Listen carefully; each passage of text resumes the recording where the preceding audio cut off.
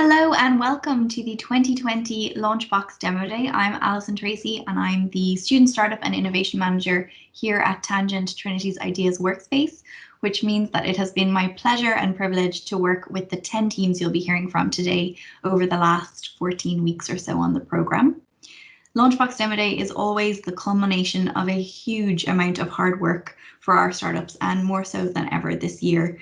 When schools and universities were closed back in March, these teams were only maybe a fortnight having pitched for LaunchBox and won places on the programme. We didn't know then, and I don't think we could have predicted then, that 6 months later, nearly to the day, we would be here having run the entire programme online with our first ever online demo day. I have to say your enthusiasm, your engagement and your dedication over the course of the programme has just been incredible, and I'm so delighted to be able to showcase their innovation with you all here today. Before we hand over to these entrepreneurs and these startups and begin the pitches, I want to introduce and welcome Dr. Patrick Prendergast, our Provost, who's going to open the event officially with some remarks. Over to you, Provost. Thank you very much, Alison. Good afternoon and welcome everyone to the 6th annual LaunchBox Demo Day. I think the first to be held online. We have participants joining us from all over the place, the US, the UK, Germany, Finland, all around Ireland, of course. Welcome to you all.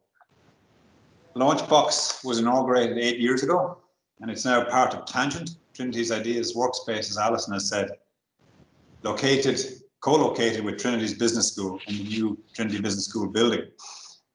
LaunchBox is an internationally renowned Student Accelerator program and an embodiment of Trinity's dedication to innovation and entrepreneurship. And it empowers our students to forge their own entrepreneurship, to forge their own path, both during their time and after their time in the college. It's thanks to programs like LaunchBox and support of partners like the Bank of Ireland that Trinity is now established as one of Europe's leading universities for educating entrepreneurs. We received that accolade for 5 years running from the private equity and venture capital based research firm PitchBook. And it's based on the number of our undergraduate alumni that go on to found companies that secure first round venture capital funding. We're hugely proud of our college initiatives in innovation and entrepreneurship, both for the opportunities that they give to staff and students, and I suppose in some ways, more importantly, the discoveries that they bring, that they commercialize in the world. Since its establishment in 2013, LaunchBox has supported 80 startups and over 200 students to further their entrepreneurial ambitions. Previous startups on LaunchBox have gone on to raise 69 million euro in funding and investment and created over 200 jobs for the Irish economy. Just in the past year, Equine MediRecord, the 2018 winner, has received state approval to operate their system in the United States. And the first ever winner in 2013, Artomatics, which develops AI technology, was acquired for 60 million actually, in December last. Founders from previous years' LaunchBox companies have been involved with the program this year, sharing their experiences in entrepreneurship with current recipients. And thanks to Isolt Ward and Eric Risser from LaunchBox 2013, Sean Judge from 2014, Finn Murphy and Dan Hobbs from 2016, Pierce Dargan from 2017, Lizzie Hayashida from 2018, and Amy Louise Carton from last year. All dedicated their time freely to this year's competitors and provided important inspiration. And I'm particularly pleased that past winners and participants have remained so engaged in the program. And I believe this collegiality is a big plus for LaunchBox. This year, over 70 startups vied for a place on the program. The program is highly competitive. Just 10 startups are through to this stage to present before the judging panel. Because of COVID and the lockdown of college from last March, as Alison has already said, it's been a challenging time for all things that universities do, but also challenging for our Student Accelerator. And everyone has faced particular challenge to bring everything as far as they have this year. We're unable to work together in person most of the time, but nonetheless, the LaunchBox program has succeeded in emphasizing community building in a weekly online social event organized by the participating teams. And events include everything from quizzes to, and is this right, cocktail making? How did I miss that? And Pictionary challenges. And I understand all of this was a huge success. Since its inception, LaunchBox has included many initiatives in the digital space, so I can well imagine that this year's students made the transition to online rather smoothly. Certainly, the shortlisted teams would suggest as much. A majority of this year's projects are apps and online platforms which address key societal challenges. This is the second year that the LaunchBox cohort has included a team who started their work during the Provost's Innovation Challenge. The Provost's Innovation Challenge was a 3-day hackathon around the social problems of overuse of plastics. And this meshes in also with some of the things we're emphasizing in our new E3 Institute, E3 standing for Engineering, Environment and Emerging Technologies. The strength of the shortlisted teams this year is a tribute to the power of the program and the organizers, of course, and to the ingenuity and resilience of the students who've demonstrated the agility to innovate during these turbulent times. Many people and groups have helped to make LaunchBox a success that it is, and I'd like in particular this year to thank the overall sponsors of the program, Bank of Ireland, Trinity Student Startup and Innovation Manager, Alison Tracy, and Alison's done a great job in managing the program all over the summer. The judging panel, David Teig, Stuart Coulson, Dermot O'Brien, Aisling Byrne, and Lizzie Hayashida, and the speakers and mentors who have given their time and their expertise. And now, I won't keep you any longer from what you're all waiting for. Thank you for your attention, and let's hear the pitches for 2020. Thank you. Thank you very much for that, Provost. On behalf of the Tangent team and of course the startups here today, it's great to have you here today, so thanks very much. As the Provost said, now to the business end, if you'll forgive the pun, of today's event, the pitches and the judging. I'm going to ask all of our participants on LaunchBox to turn off their cameras at this point to give you guys a break so you can get motivated for your turn. And I'm going to ask the judges if you wouldn't mind keeping your cameras on. Thank you so much. This is something we've never had to do before at a LaunchBox Demo Day, so this will be definitely interesting. I just wanted to say thank you so much to our judges. The Provost has mentioned you all by name, and it's great to have you all here. We have Stuart Coulson, Adjunct Professor at Stanford's D School. Thank you for joining us from California. I hope the weather's been better there than here today, Stuart. Trinity alumnus and LaunchBox Angel. Stuart, thank you for your continued support. We also have Aisling Byrne, I think, who is the CEO and founder of social enterprise The New Wardrobe. There's Aisling. Thank you so much for being here. Joining us on behalf of Tangent's Innovation Partners and long-time LaunchBox supporters is Dave Teig from Bank of Ireland, no stranger to the Demo Day judging panel. As the Provost mentioned, Lizzie Hayashida, you must be having some Demo Day flashbacks to 2018 when you won LaunchBox with your startup Change Donations, and Lizzie is the CEO of Change Donations. She was in to speak to the program earlier this summer. And finally, we have Dr. Dermot O'Brien, who is the Chief Innovation and Enterprise Officer here at Trinity. Thank you all so much and welcome.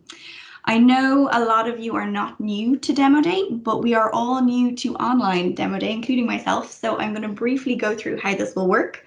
We're going to show the team's 5-minute pitch, after which our panel of esteemed judges will turn their mics back on. That's crucial. That's what we've learned. And you'll have 5 minutes to ask them some questions. When you're drawing to close to the end of those 5 minutes, we're going to sound an alarm, and that's just a signal that that should be the last question or the last answer of that segment. We won't be cutting teams off as we've done in the past. We're much kinder in the post-COVID world. Demo Day is always a celebration as well as a showcase, and so we have taken a leaf out of the Premier League's book, and we will be having tumultuous applause at the end of everyone's pitch and everyone's Q&A, just to give the teams the sense that we're all here, we're cheering you on, even if we can't actually cheer you on in person. At the end of the pitches, and while our judges jump off to deliberate, we will hear from Ken Finnegan, CEO of Tangent, Trinity's Ideas Workspace, as well as other Tangent and LaunchBox supporters and alums. And then a final reminder, I don't have to let you know where the fire exits are, which is normally my job, but I will remind you to please ensure that your microphones are muted while the pitches are ongoing. And of course, to the teams, to remember to unmute and turn on your microphone for your Q&A. And just a final note to say, obviously this is online. There might be technical issues. We will be compassionate. We will be allotting time. And if at any stage you have to leave the call and jump back in, all of that's fine. Just let us know, and we'll roll with it as we have been all summer. Okay, are we all set? Deafening silence, everyone has muted. So far so good. That was a test. Great stuff. Okay, Cillian, are we all set? First up today, we have David and Johnny and Team ReZero. David and Johnny are brothers joining us from Donegal, and ReZero came to LaunchBox through the Provost Innovation Challenge earlier this year, which was all about hacking plastics. And here's their pitch.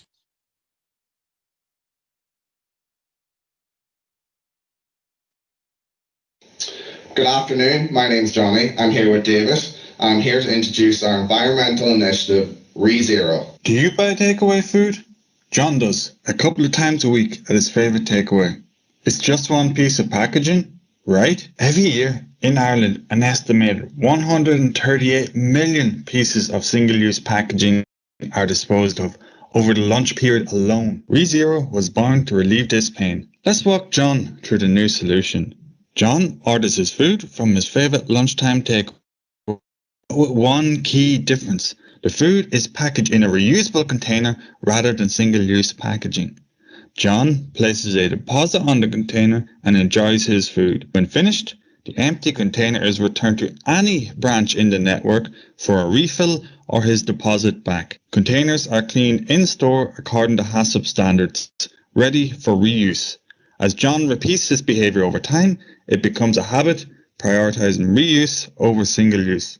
Our ethos is to provide a win-win solution for all our stakeholders. Partner businesses save money long-term, building green brand equity with this future-proof solution. Individual consumers maintain the convenience of takeaway food without the waste, ultimately benefiting the environment. We generate revenue through our monthly partnership fee of €45 and direct sales of customised lids. Take for example Tang, one of our early adopters who join at a monthly fee of €45 or yearly fee of $540. 17 uses per day are required to generate cost savings. Each additional reuse saves on the cost of disposable packaging and incoming levies, contributing to expected cost savings of $2,500 while delivering a 90% carbon reduction. In light of COVID-19, we face a number of challenges. Our approach is to take these weaknesses and turn them into advantages. User adoption is thus, we have created some funky brand and ad concepts to communicate our initiative and its impact. Hygiene is a key concern and has been something we put a lot of work into. We have developed a HACCP policy document which complies with all health and safety regulations and legislation, which will be given to each partner business. Additionally, all containers will be dishwasher cleaned in-store to ensure the health and safety of consumers. There is a total addressable market of 33,000 food service outlets across Ireland with a sum of 1,500 outlets in Dublin. Strong growth forecasts suggest that ReZero can have a large positive impact across Europe. Our main competitor is the existing solution of compostables. Currently, our country doesn't have the infrastructure to deal with single-use compostables, while longer term they'll be subject to a levy. To Go Cup is a deposit return system for plastic coffee cups and have partnered with 80 outlets demonstrating a market need and workable solution. We will blow away our competition by being first to market with our superior product, a double-walled stainless steel container which retains heat while being infinitely recyclable. Our unique range of branded and personalised lids provide further differentiation. This will cement us as the default solution to proposed levies on single-use takeaway food packaging. LaunchBox have been hugely supportive to us through their support and funding. With their help, we've been able to purchase 4 pallets of stock for our upcoming pilot. You'll find ReZero in Tang, As One, Staple Foods and many more outlets in the coming months. This is a very exciting time for us and we're looking forward to you testing our system. Previously, we've had support from Climate Kick and Trinity. Recently, we are one of 6 projects to receive 6 months funding from the Environmental Protection Agency to research and pilot a deposit return system in Ireland. Currently, we are in the final planning stages ahead of an autumn launch with our early adopters. Soon after, we'll onboard our backlog of 10 Phase 2 adopters. With further investment, we can transform this pilot into a full rollout, thereby increasing our positive impact and helping us achieve our vision of eliminating single-use packaging. We are grateful to our board of mentors for their support and advice. We are currently recruiting a B2B sales expert to accelerate our growth. This is who we are on paper, but what motivated us to act? As individual consumers, a lot of packaging is forced upon us. Without an alternative, we're stuck in a rut. Myself, driven by my passion and experience from the Post Free campaign, teamed up with Johnny to develop a solution which empowers sustainable consumption. With Johnny's marketing and hospitality experience, we are confident that we can launch and grow our initiative. Thank you for your time and we welcome any comments or feedback you might have.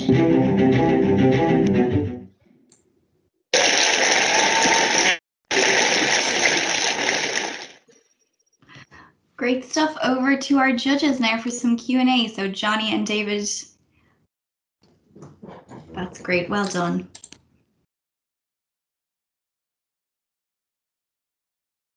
Stuart, do you want to jump in first, or I see you're off mic, or do you want me to jump in? Sure, I'll give it a go.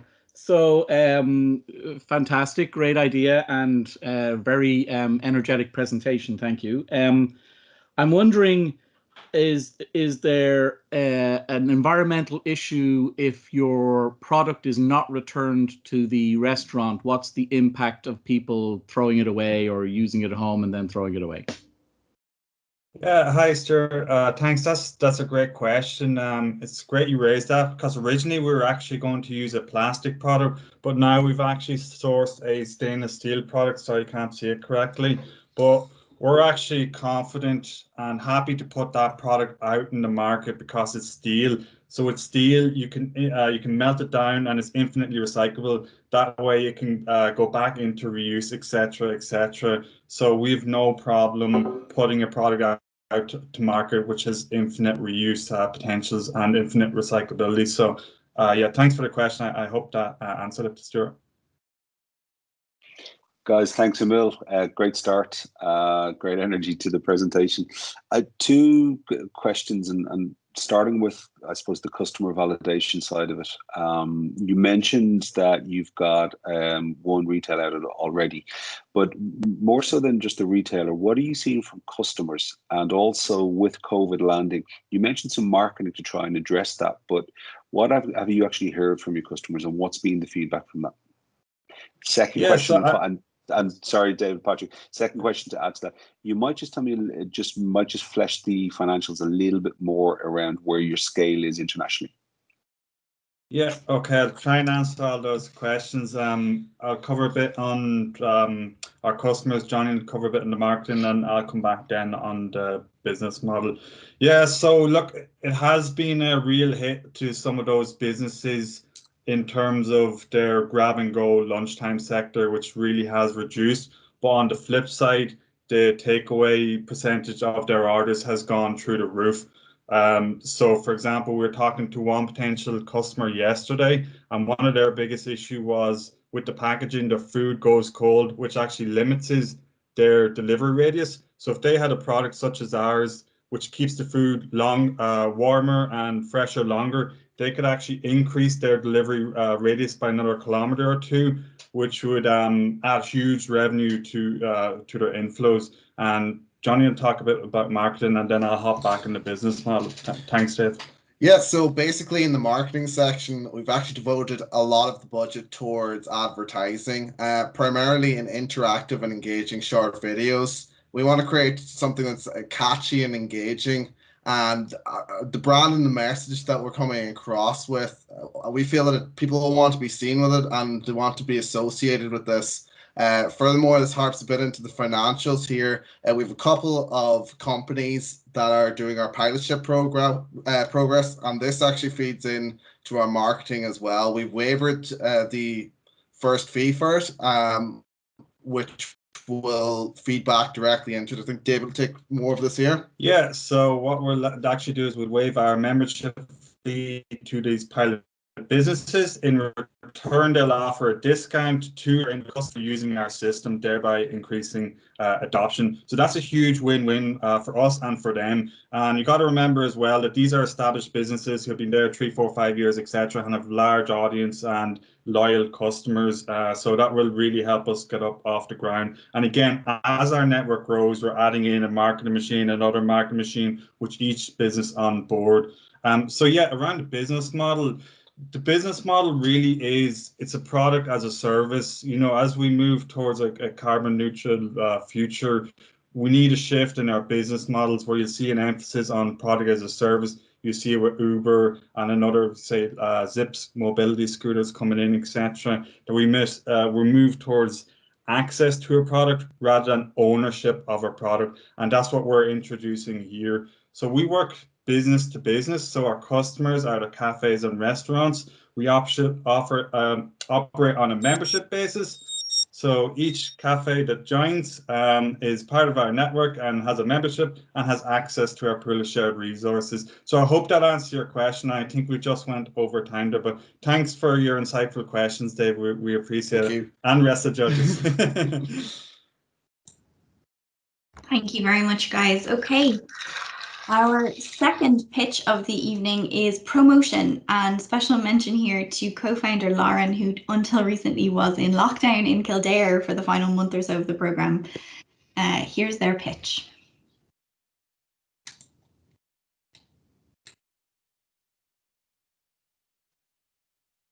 Between 7 and 10 a.m., 13,000 cyclists cycle into Dublin city centre. They go through busy streets and park their bicycles in prime locations. Of these 13,000 cyclists, 80% are using their own personal bicycles, and for up to 8 hours of the day while they're in work or studying, their bikes are parked in locations like this.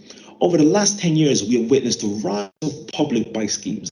Along with these schemes often come brand partnerships. If you want to be that brand partner, well, this is how much bicycle advertising costs in New York, Dublin, and London for fixed time periods. A multi-million, multi-year deal was all that was available until now. Promotion rewards cyclists and promotes brands. We give brands the opportunity to use private bicycles as a medium for advertising. We ensure brands are well represented and associated with eco-friendly, healthy living. We conducted a survey and asked 85 people who sponsors Dublin bikes. An astonishing 78% replied Just Eat. So we know bicycle advertising works, but how does promotion work for the brand? They pick a promotion package, create their ad. We send the ads to cyclists who then cycle and park in prime locations. We then provide brands with anonymized data regarding cycling, parking, and estimated numbers of impressions. In terms of the pricing model, brands pay for the number of kilometres which will be covered in the campaign, and this will approximate to number of cyclists and duration, making sure brands get what they pay for. The brand can have more cyclists for less time or less cyclists for more time, depending on needs. With the majority of advertising, there is no personal connection to the customer. With promotion, people choose to have the branding on their bikes. The brand can speak to the cyclists, their family, colleagues and friends, as well as all the people who see their bikes. Pre-COVID, cycling was on the rise. Since COVID, it's booming. This boom will provide us with a larger pool of cyclists to recruit from. It has become a more attractive option compared to public transport. Don't believe us? Try and get a bike. So, how does it work for the cyclists? Well, they sign up, go through the screening process, and they can then apply for campaigns of their choosing. They receive the attachment free of charge, which is easily fitted. They then track their cycling in-app, and our app is smart, and it only works when they are in range of the ad attachment. This is done via Bluetooth low energy technology, hence verifying the attachment is on the bike. Cyclists love promotion. Over 100 cyclists have signed up in just the last 2 weeks. So what's unique about us? Well, when we look at the competition, there's no one in Ireland doing exactly what we're doing. We're not trying to replace traditional advertising, but promotion brings a unique edge to either standalone or omni-channel campaigns.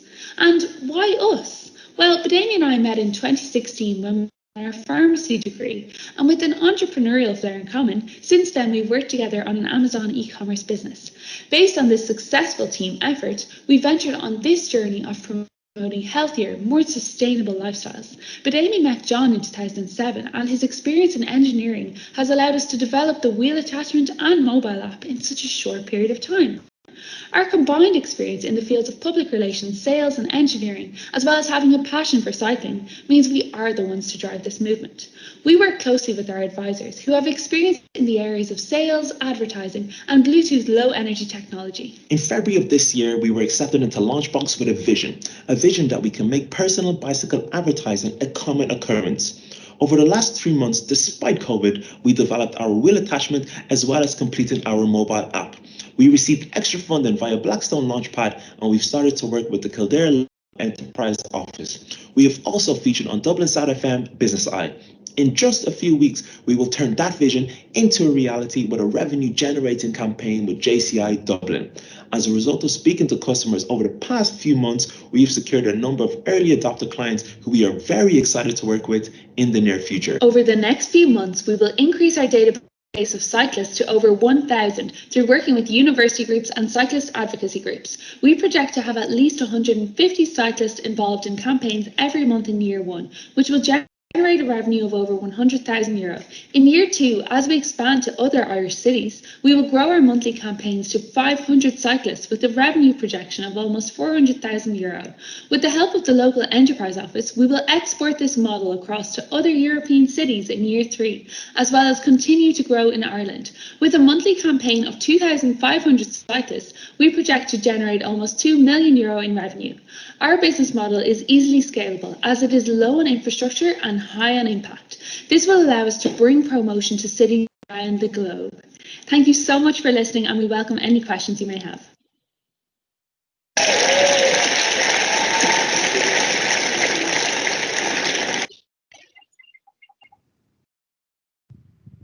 Over to our judges. I might start with a quick question this time, if I can. Firstly, I love the name more than anything. My God, that's so clever, promotion. But anyway, you finished on a really important point, which is a positive, which is that it's low cost and very scalable, but it's also very easy to duplicate. So how do you protect against the business being replaced by a competitor or some other business? Yep. So the most important thing that we have is our network of cyclists and our network of brands. So at the moment, we're speaking to cycling initiative groups like Dublin Cycling Campaign, and there are campaigns like these all across Europe. So by being first to market and connecting with these types of initiatives, we hope to blow away the competition. And what we're also trying to do as well is we're trying to improve cycling infrastructure. So we've spoken to Dublin Cycling Campaign, and a part of what we generate will be used to improve cycling infrastructure in Ireland, such as increased cycle racks. So we're doing good for these cycling campaigns, and it's in their interest as well to be partnered with us. And we'll also be getting a design patent for our wheel attachment. Okay. If I can have a quick follow-up, just so I understand the revenue that comes in, what's the split between the cyclist and the business and the kind of, if you want to call it, the community strand that you just talked about there? Sorry, could you repeat that question there? The line went a bit fuzzy. Sorry, I'm looking for the split in the revenue between the cyclist, the business, and the community area. Yeah, so for anything that we generate, the cyclist will earn 30% of that. So we've allocated that away. That's what the cyclist can earn, 30% of revenue. And the community side, so speaking to them, we were talking about 5 to 7% of anything we earn could be used to improve cycling infrastructure in Ireland, or hiring a full-time staff for Dublin Cycling Campaign to be their cycling officer. So yeah, just that's the breakdown. And then the rest of that would be to the business. And I'd just like to add as well that we have low operating costs because of our business model. We don't have any infrastructure, and we won't need to have warehouses or anything like that. From my experience on running Amazon e-commerce business, and we will have a fulfillment center. So they will print and distribute our attachments for us without us having to, put down money for warehouses or anything like that. That's our business model. Yeah. Thank you. I might go next. So I kind of have a follow-up question to that, I suppose. So in terms of keeping the advertisers relevant, how do you ensure that the advertiser still wants to pay when they have the ad on the bike? How do you keep that kind of updated? Okay, yeah. Thanks for that, Lizzie. So yeah, the advertisers are you asking me about how we retain customers? I'm asking you, so say Tesco is advertising today and maybe they want to do 100,000 kilometers, but after that point they want to turn it off. The ads are still on the bike. So how do you, I guess, account for that? Oh yeah, that's perfect. Thanks for that. So over the summer, we've designed a wheel attachment that the ad is interchangeable. So once the campaign is over, the cyclists will remove the ad from their bikes. So that's it gone there. And then for subsequent campaigns, we can distribute another ad with another brand's logo. So yeah, once the campaign is done, the ad will be removed from the bikes. Yeah, due to our patent pending design. So does the customer then immediately get a new, will all those customers immediately get a new ad sent out to them, or is it something they have to do? No, so what we aim to have more cyclists than cyclists involved in campaigns. So for a while, the cyclists might not be involved in a campaign, and if they see a campaign that they choose, that they vibe with, they can then apply for that, and we'll send out an attachment with that campaign to them that can be clipped on again onto the bike. Perfect. Thank you. Thank you. Hi. Yeah. Great pitch, guys. Thank you. I had kind of a similar I guess concern around what kind of do you feel at this point you can offer to brands versus what you think you can actually deploy in terms of cyclists, and could you maybe talk a bit through how that would scale out? I think you've kind of touched on it with that you'd have more cyclists than people you'd need for the campaign, but it'd be good to understand a bit more about their timeline and a bit more about, do you understand if cyclist gets bored and just stops using it, and what that kind of does if that happens on a mass scale? Yeah, so at the moment, over the last 2 weeks, since we are preparing for our launch, we have received over 100 cyclists. So we have 100 cyclists on board, and for our coming campaign there, in the next month, we have with JCI, we'll have 15 bikes for 2 weeks. That's our first one, and so everything is in control of the cyclists. If they're not happy to continue, they can stop at any time, and the brand won't be charged for that. So that's why we have the pricing model of based on kilometers rather than per bicycle. So as cyclists or the other cyclists continue to cycle, they continue to increase the amount of impressions and promote the brand. So if that happens on a mass scale, we don't foresee that happening on a mass scale, but we do foresee some cyclists not completing their 200 kilometers a month that we estimate. So by having a large amount of cyclists and dividing that kilometers between them, we hope that the brands will be able to achieve the impressions that they want. Great, guys. Thanks a million. Thank you very much. Thank you very much. Thank you. Thank you Bye. for the question. Bye. Thank you so much, guys. Next up, we shift gears. I'm sorry, but I'm not really sorry. We shift gears and we move on to Oana and Sarah from Team Eve, who are joining us today from Germany, where they have been since lockdown.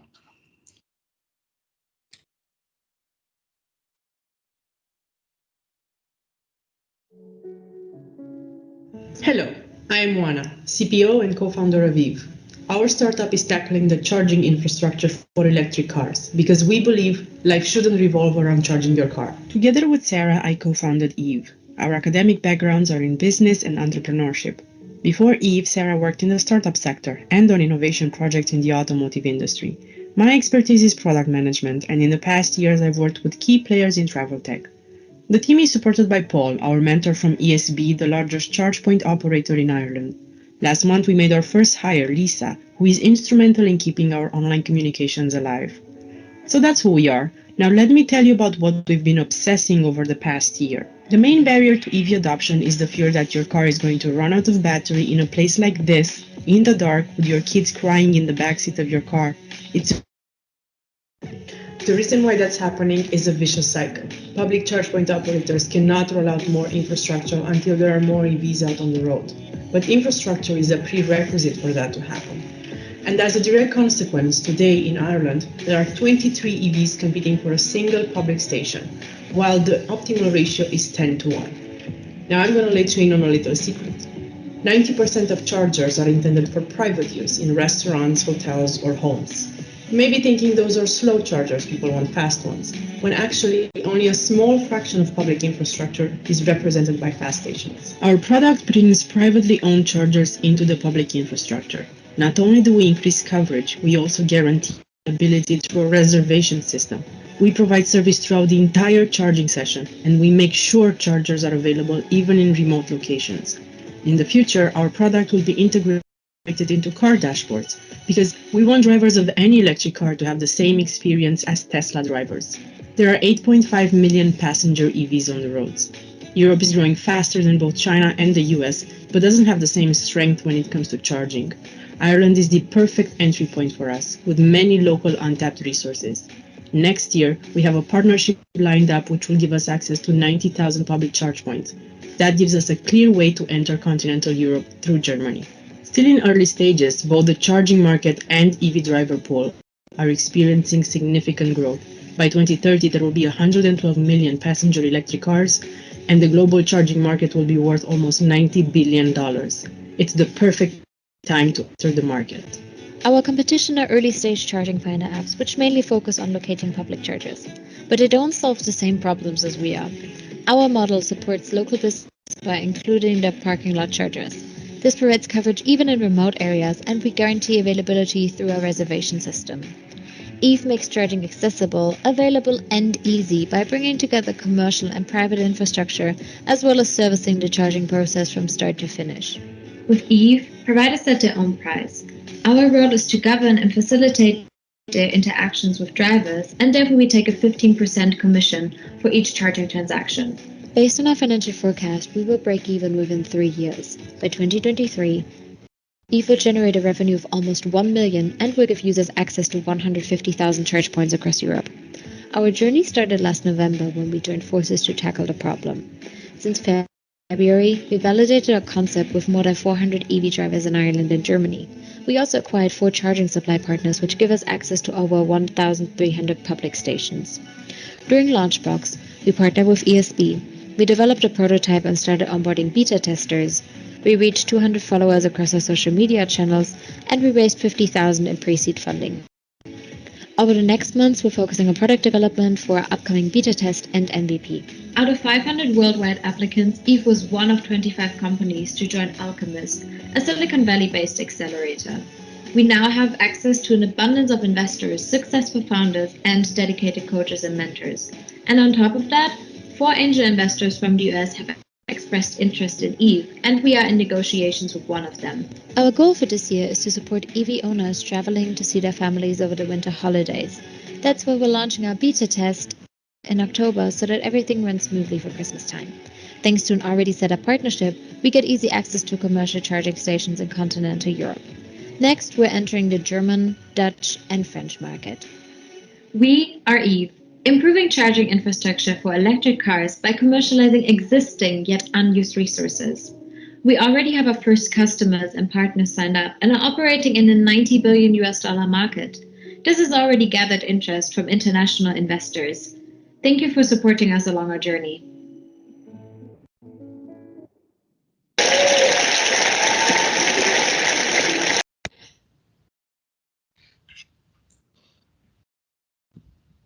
Great, over to our judges. I might jump in if that's okay. Guys, thanks so much for the presentation. I love the the aspiration for global. It's really strong. Guys, there's a I suppose an assumption throughout the whole of the presentation and within the business model as well of the growth of EV and the chargers. And within that, I just wanted to check around, I suppose, how much at the mercy of the market is your company? So if there's a large growth in public chargers availability, but also a large growth in electric vehicles in the market, those private devices, for example, a hotel, will the hotel want to give that out? Will they want to hold it on for their guests? And also, will there be enough public charging points out there that these private ones won't be required? What's your view on that, and where does that market go? Thank you for the question. Yeah, so from what we've seen in terms of electric vehicles growth, Europe is coming second place after China. However, a recent report from McKinsey is showing that Europe is growing much faster. It's at 44% growth in electric cars on the road compared to China, where it's at 3%. In the US, it's actually decreasing by 12%. However, the charging infrastructure is not really catching up. There are several problems. It's not just insufficiency, it's the geographic distribution. They are mostly located in around big cities, slowly starting to go into highways, in some areas better than others. However, the majority of the land is not covered. That's where the destination chargers are coming into play. And we are tackling this sort of domestic travel, which is on the rise. It was strong before the pandemic, but it's even stronger now. So that's why we're targeting these chargers very heavily in restaurants, in hotels, golf resorts, and so on. And that's where our reservation system comes into play as well. And I think it's worth mentioning that, for example, it doesn't matter if there's more public infrastructure or more private chargers on both sides, because we're aggregating all of them. And the more there is actually accessible, the better the experience will also be for the EV drivers on the platform. So we're not in competition with the commercial distributors at all, since they are our partners to be on the platform. And even if there is more commercial charging infrastructure out there, there will still be people that might want to be in a more private setting when charging. Charging usually takes around 30 minutes to top up, so they might actually want to be at a restaurant to grab a quick coffee. So that is where we estimate our product will come in. Great clarity. So if I could jump in there. So first of all, I apologize again for my adopted country clearly going in the wrong direction on electric vehicles, as it is in a lot of other things. You made a big point in your presentation about the guaranteed availability when your booking system says something's available. And I'm wondering how you manage that when these are stations that will be used by other people in other ways. Fair enough. Hi, Stuart. Good to see you again. We actually met a couple of months ago. That's a very good question. And in our entry strategy, what we're doing right now is we're talking with small B&Bs, small restaurants. We're not talking to chains at the moment, because for the beginning and for the initial phases, we are going to partner and support them in doing local charger management. So that means that one person needs to be there to make sure that the charger is available at the time when the driver from Eve arrives there.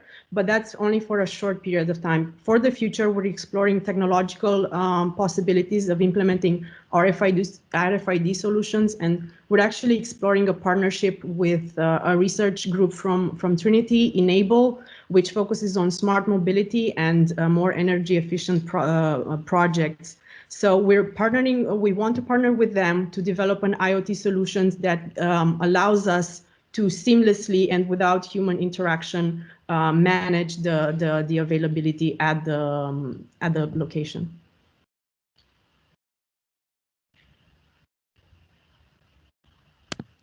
Can I ask a question? Does this include private homes too? Is that what you see? Yes, exactly. Yeah. So how do you reach that market? I mean, I think it's a fabulous idea. I mean, there's a huge amount of unused infrastructure sitting out there that can be accessed. I mean, it's a great, very simple, but very powerful idea. But how do you actually tap into it in a systematic way? I mean, get those people to commit and sign up?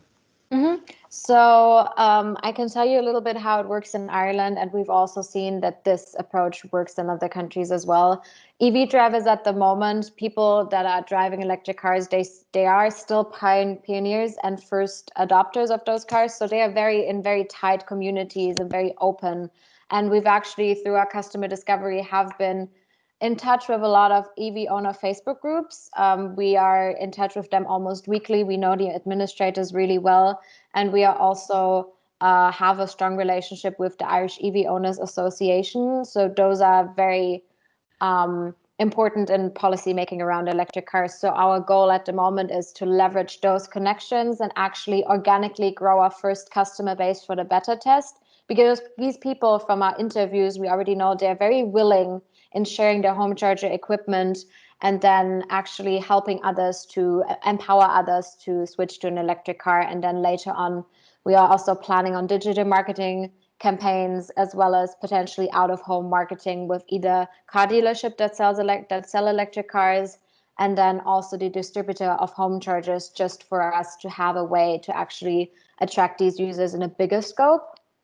And just to add on that, we're getting almost everyday signups on our website to our beta test from people that actually want to share their home chargers, and this comes with absolutely no advertising at all, no paid advertising, just by us interacting with the community and between themselves. Thank you. Thanks. Thank you. Well done, ladies. Thanks so much. Our fourth pitch of the day is from Validi, who have two co-founders dialing in from Aalto University in Finland with us today.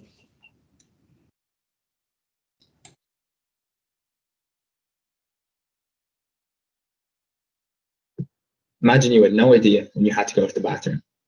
This is the reality for many paralysed wheelchair users worldwide who can't see the capacity of the urinary catheter bag. There are severe health risks associated with this when this fails completely. It starts with an increase in blood pressure and can be followed by a stroke. This creates the constant need for a carer to check and causes the user to avoid drinking water when the carer isn't around. Sadly, this increases the rate of UTI contraction among catheter users. At Validi, we give paralysed catheter users eyes on the volume of the catheter bag for the first time using our wearable device. This reduces anxiety, health risk, and allows the user to start regaining their independence. There are currently 5.6 million paralysed wheelchair users in the US alone, which is our main target market, with another 500,000 paralysed each year worldwide. In an extensive customer survey conducted by our team during LaunchBox, it was found that 90% of these users worry about the catheter bag over 4 times daily. The market we are associated with is by no means small, the global urine drainage bag market exceeding $1.1 billion in 2020. This correlates to an individual spending over $7,000 each year on catheter bags. These are many of the world's top catheter bag manufacturers, all of which will be compatible with our smart device. Currently, there are some urinary monitor products, but none of them cater for the disability of our target market, all requiring you to have a bladder that retains urine. Our team had the luxury of co-designing with many paralysed wheelchair users, primarily Jeff Hart, who has experienced this issue for nearly 2 decades and is very up to date with the market. This allowed us to design the device to best cater for the user.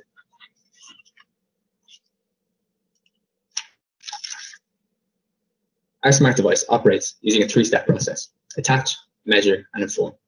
The carer will attach the device to the surface of the catheter bag when a new bag is fit.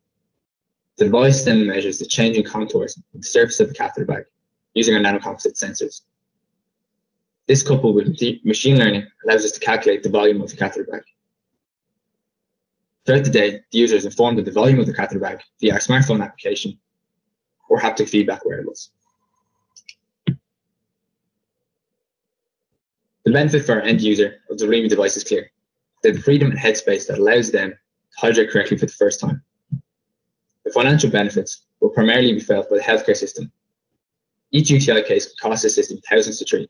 Remi reduces the frequency of UTI cases among paralysed wheelchair users, as well as providing fluid output data so trends in UTI contraction can be spotted.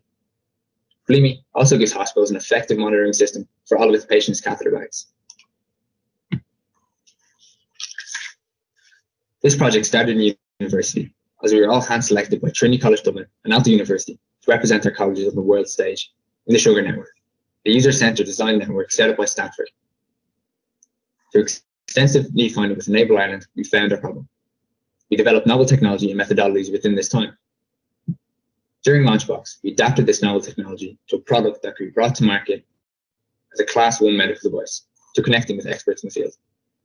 Going forward, we plan on spinning into Trinity College Dublin with the support of the Robotics and Innovation Lab and using the Enterprise Ireland Commercialization Fund as our first round of funding. We plan to register with the FDA with our investigational prototype, which will open up the American market.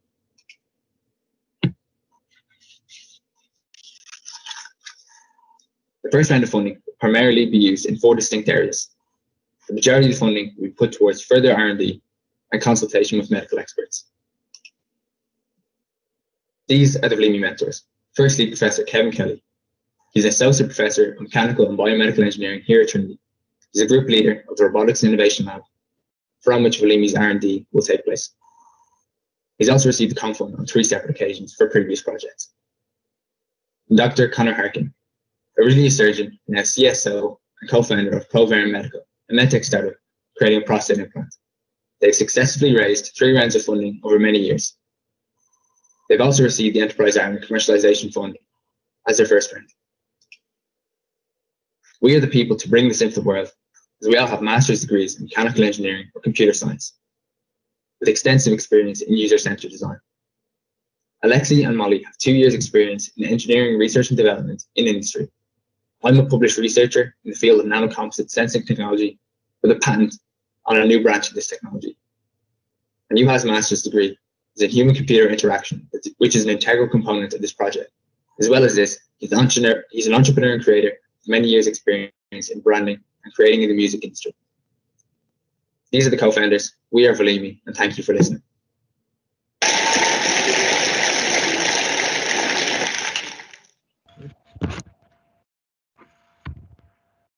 Thanks, Sean. Questions from our judges?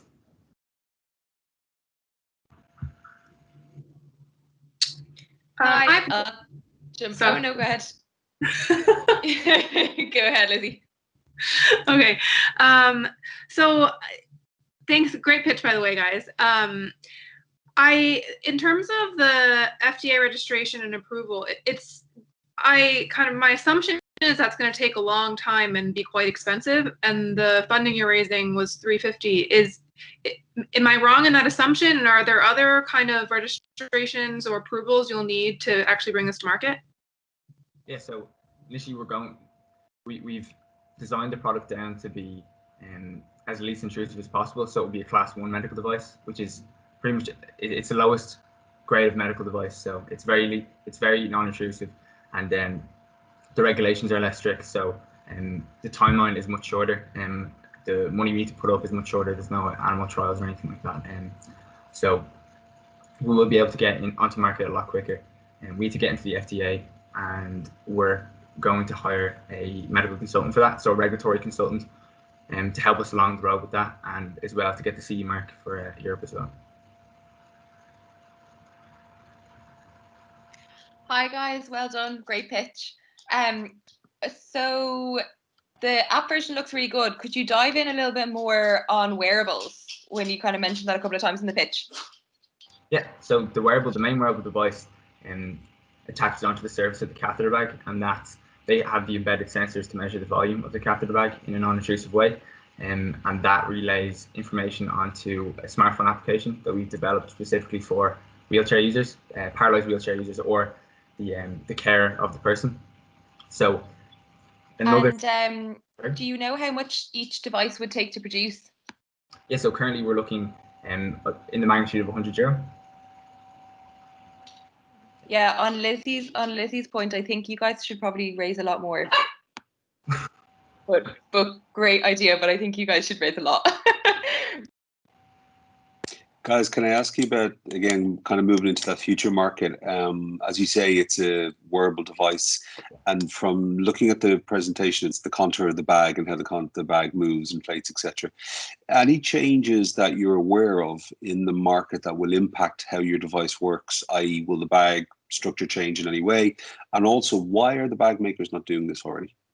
Yeah, so there's been a neglect from an engineering standpoint in this product for a long time. So the catheter design hasn't changed really in 80 years. So there doesn't really seem to be any change in the market at the moment. So the bags kind of stay the same. They stay pretty stagnant.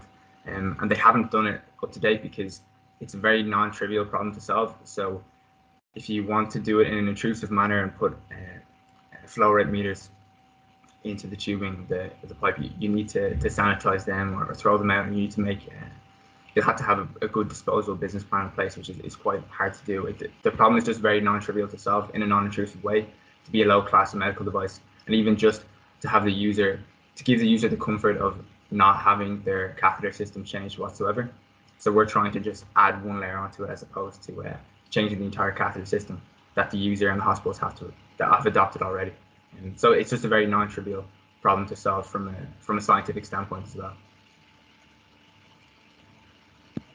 Can I ask, you say it's €100 or dollars per sensor. So obviously they're reusable. So how does it work? You know, people have these in their handbag, they put it on when they want to change their bag. They take it off again and put it on a new bag. Is it robust to deal with that level of kind of interchange and handling on a kind of, I guess, you know, daily basis, if not more? Tell me just about the sensor itself. I mean, so the sensor is made of medical grade silicone, so it's very robust. We have a disposable way to adhere it on. So there'd be adhesive patches that you would use every time you adhere the product to the side of the catheter bag. So the user will have to change the catheter bag every, say, 5 days or so. It depends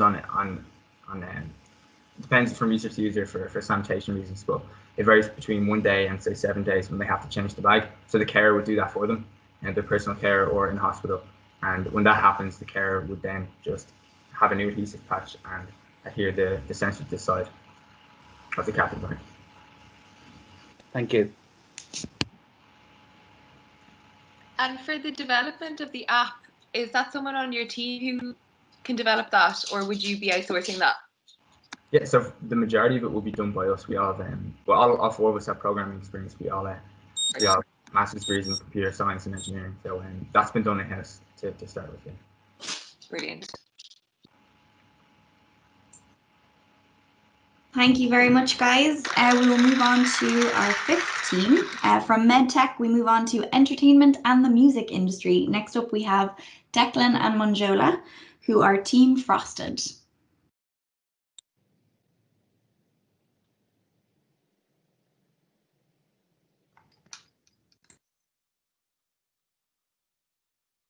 Hello, my name is Declan and I'm here today to present Frosted, a revenue-generating media platform for modern-day Irish music and culture. So, when I say the words Irish music, what comes to mind first?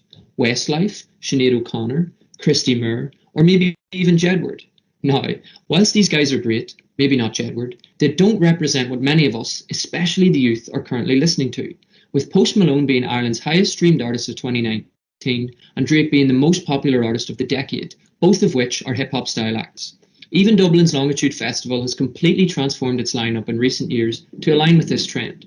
This shows that the type of music we are now consuming has changed. In addition, the way we consume music and creativity is also evolving in today's digital age, especially during the pandemic. The connectivity of social media and streaming platforms means that artists' work is more accessible than ever. This has led to a whole new generation of Irish artists. Here are a few of the most promising that, after many years of hard work, have managed to make an impact in Ireland and beyond.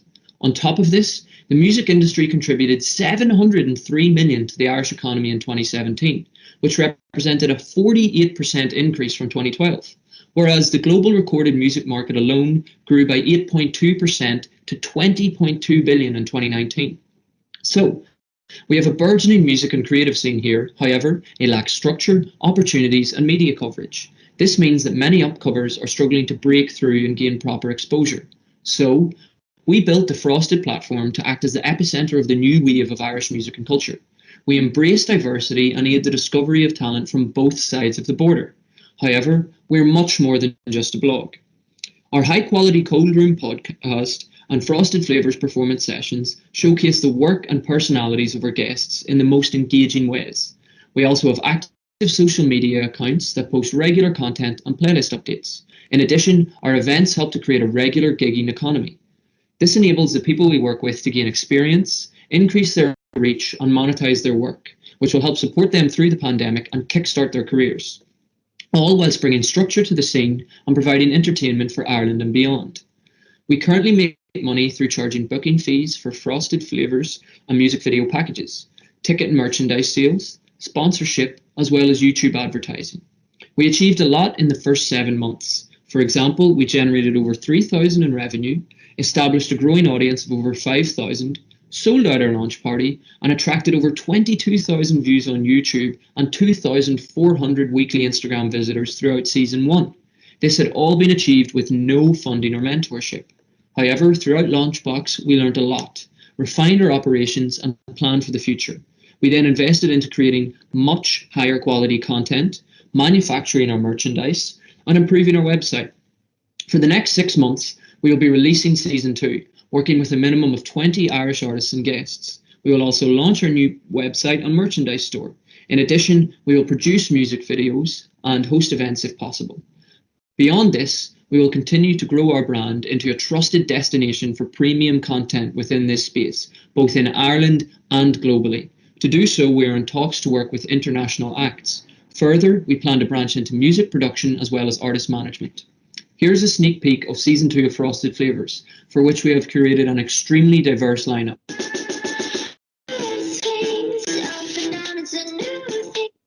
The minimum potential reach of season 2 is over 800,000 on Instagram and Twitter, based off the followings of our guests alone. However, this disregards the potential views it will get on our YouTube channel, paid promotions, shares on social media, etc.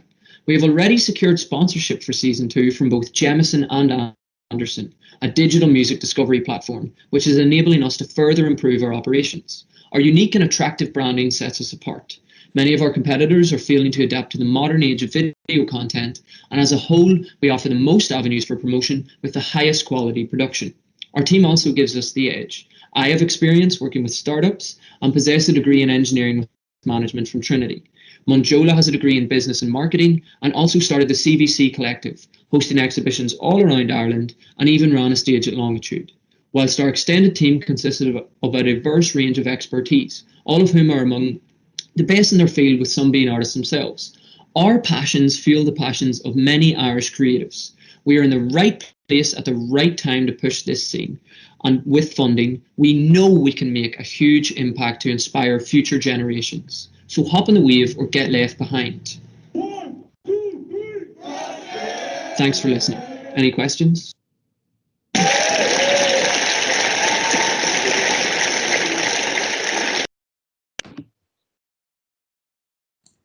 Great stuff. Over to our judges. Guys, thanks a mil. Really enjoyed the presentation. Really, really good. And I love the traction you've got already. The big question that jumps out for me is because you use the word Irish quite a lot in the presentation around Irish music, Irish culture, and bringing that under one platform. What's the scale in this for you? Where does this go? How big does this get? Mm-hmm. Yeah, so I'll just hop in first. So thanks for the question.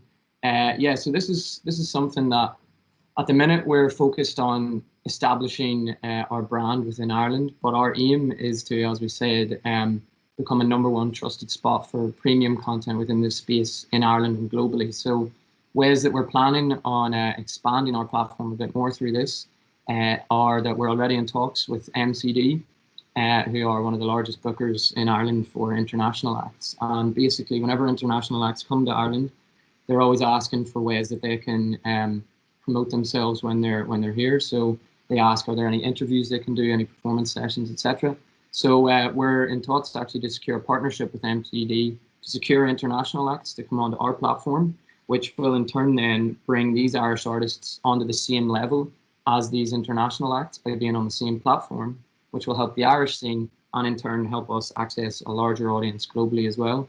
And as well as this then, so that could be for the performance sessions, but then the Cold Room Chat show as well. What we're doing is we're opening that up to a wider range of creatives. So it could be music producers, fashion designers, etc.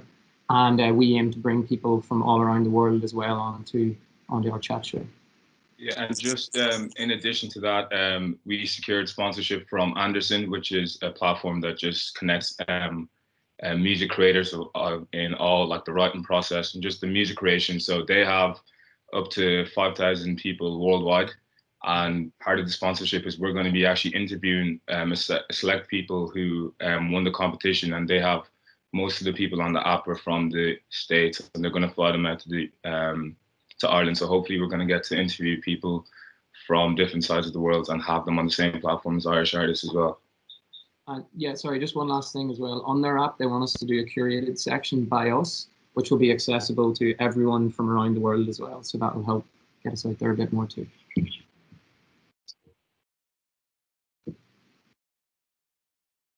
Could you chat through the business model just a little bit more for me, especially in terms of artists?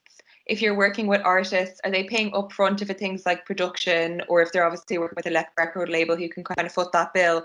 But I guess for a lot of upcoming artists, they may not be at the stage where they have that representation. Do they just kind of partner with you and it's beneficial for both, just for building credibility, or is there actually a fee basis that you work on upcoming artists? And do you think that or where do you see the majority of the revenue coming from? Obviously, because artists are quite stuck at the early stages. Yeah, exactly. Yeah. So at the minute we are working on a booking fee basis. However, our booking fee is for Frosted Flavors and our music videos are both affordable because we're going by the market price in Ireland at the minute. So what we're trying to do is we want to be the #1 spot for the highest quality production. So our video prices are based off music video prices are based off the production quality that we offer, as well as the promotion through our platform that we offer. But the attractive thing about our Frosted Flavors performance sessions are that they're cheaper than the industry standard within Ireland at the minute for music video prices. This is because we're able to reuse the set, so we don't have to like go to new locations or whatever every time. So that means that if you're an artist, for example, in Kilkenny, who we've already worked with, who doesn't have access to any resources and is looking to basically get themselves out there, we see that they're producing high quality content, and we can offer them a Frosted Flavors performance session for cheaper than what they would be paying a music video for, and included in that is the promotion as well. However, what we're planning on doing with our Frosted Flavors to make this a bit more scalable is we want to move away from the booking fees, and we want to actually record the sessions live so that we produce the music for these guys. And then from that, we want to get into signing publishing deals and be able to take royalties from this music that we're producing live for these guys, which will then allow us to be generating revenue from many different streams, from many different artists that we're helping to promote as well.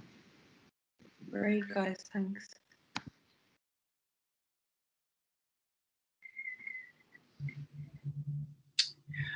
When you guys talked about the I guess the scalability side of things, you were talking about bringing international artists on, and one thing that seems to be really cool and compelling about your platform is authenticity. When you bring on those kind of more international superstar level artists, how will that actually kind of play with, I guess, your consumer base?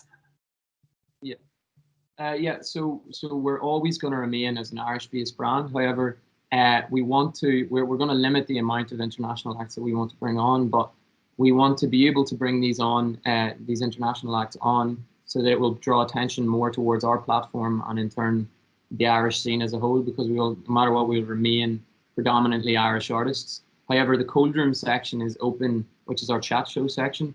It is open more so for basically anyone. So we can do those interviews as frequently as we want.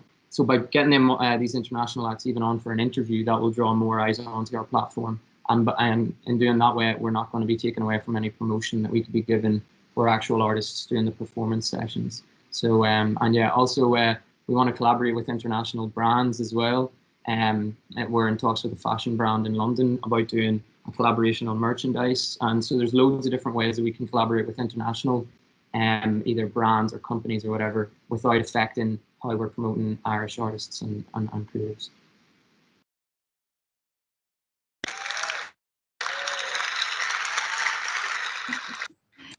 Thank you, Declan and MJ. That was great. It moves us into legal tech. Next up, we have Neil and Fernanda and their startup, Divorcee.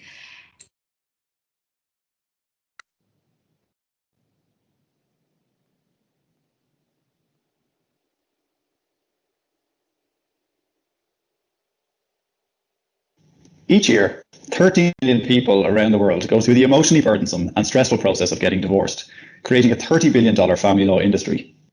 With the COVID-19 lockdown putting a strain on marriages globally, this market is expected to further. There have already been reports from China and Italy, for example, highlighting the surge in divorce applications in recent months.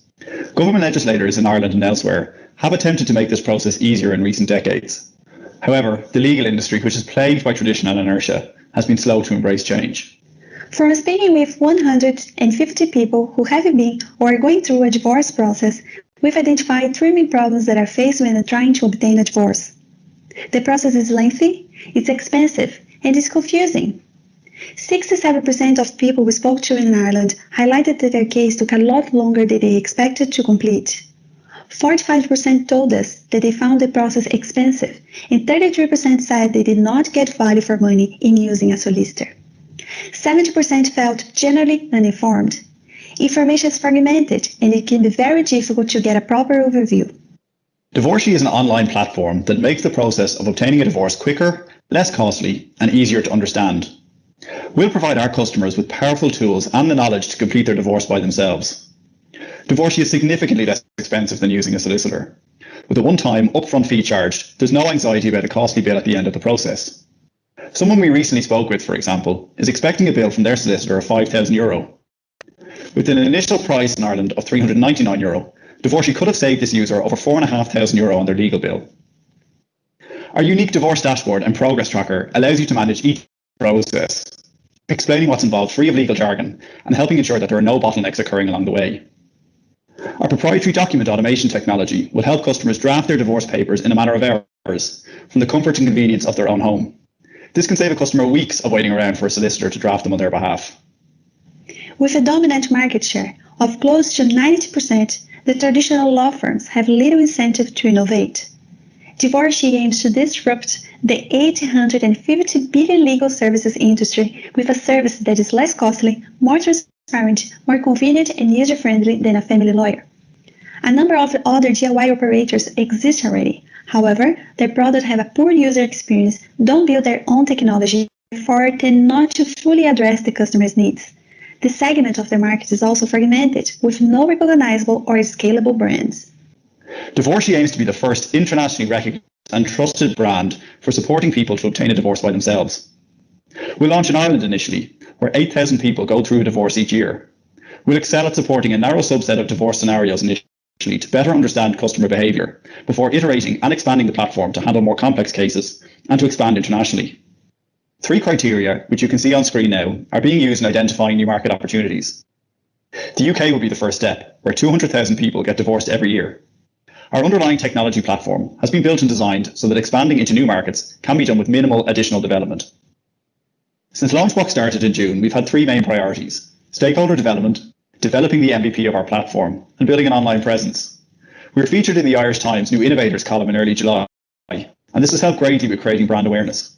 Since the article ran, we've been contacted by a number of VC investors and legal professionals interested in our team and product. We've launched a landing page website to collect email addresses of interested potential customers, and have developed a divorce guide to act as an incentive to sign up. Since the start of August, we've had almost 300 people subscribe to the newsletter to receive the guide, and have had over 1,500 visitors to our website. Our MVP development is now also complete, and we've begun to recruit beta testers from our subscriber base. We're also validating the product with a number of other stakeholders, including solicitors, technology experts, and people experienced with divorce. We'll be launching fully in Ireland in mid-September. We'll use the existing subscriber base and continue our successful strategy of digital advertising on Facebook and Instagram to acquire our first paying customers. Neil and I met on the Masters in Entrepreneurship program in September last year. I have established a number of my own businesses in Brazil. I grew a small fashion manufacturing operation with 2 employees into a business with 15 employees and 3 retail stores in just 3 years. I am also well experienced in brand development and executing digital advertising strategies. I have 10 years professional experience in product development, working on global customer-facing platforms and applications, dealing with technology suppliers and regulators, and leading the rollout of products in new markets such as the United States. We're also being supported and advised by mentors from the legal and technology professions. We'll be launching in the next few weeks, so visit our website to sign up to our newsletter to keep up to date on how we're planning to make getting divorced quicker, less costly, and easier to understand. Thank you for listening.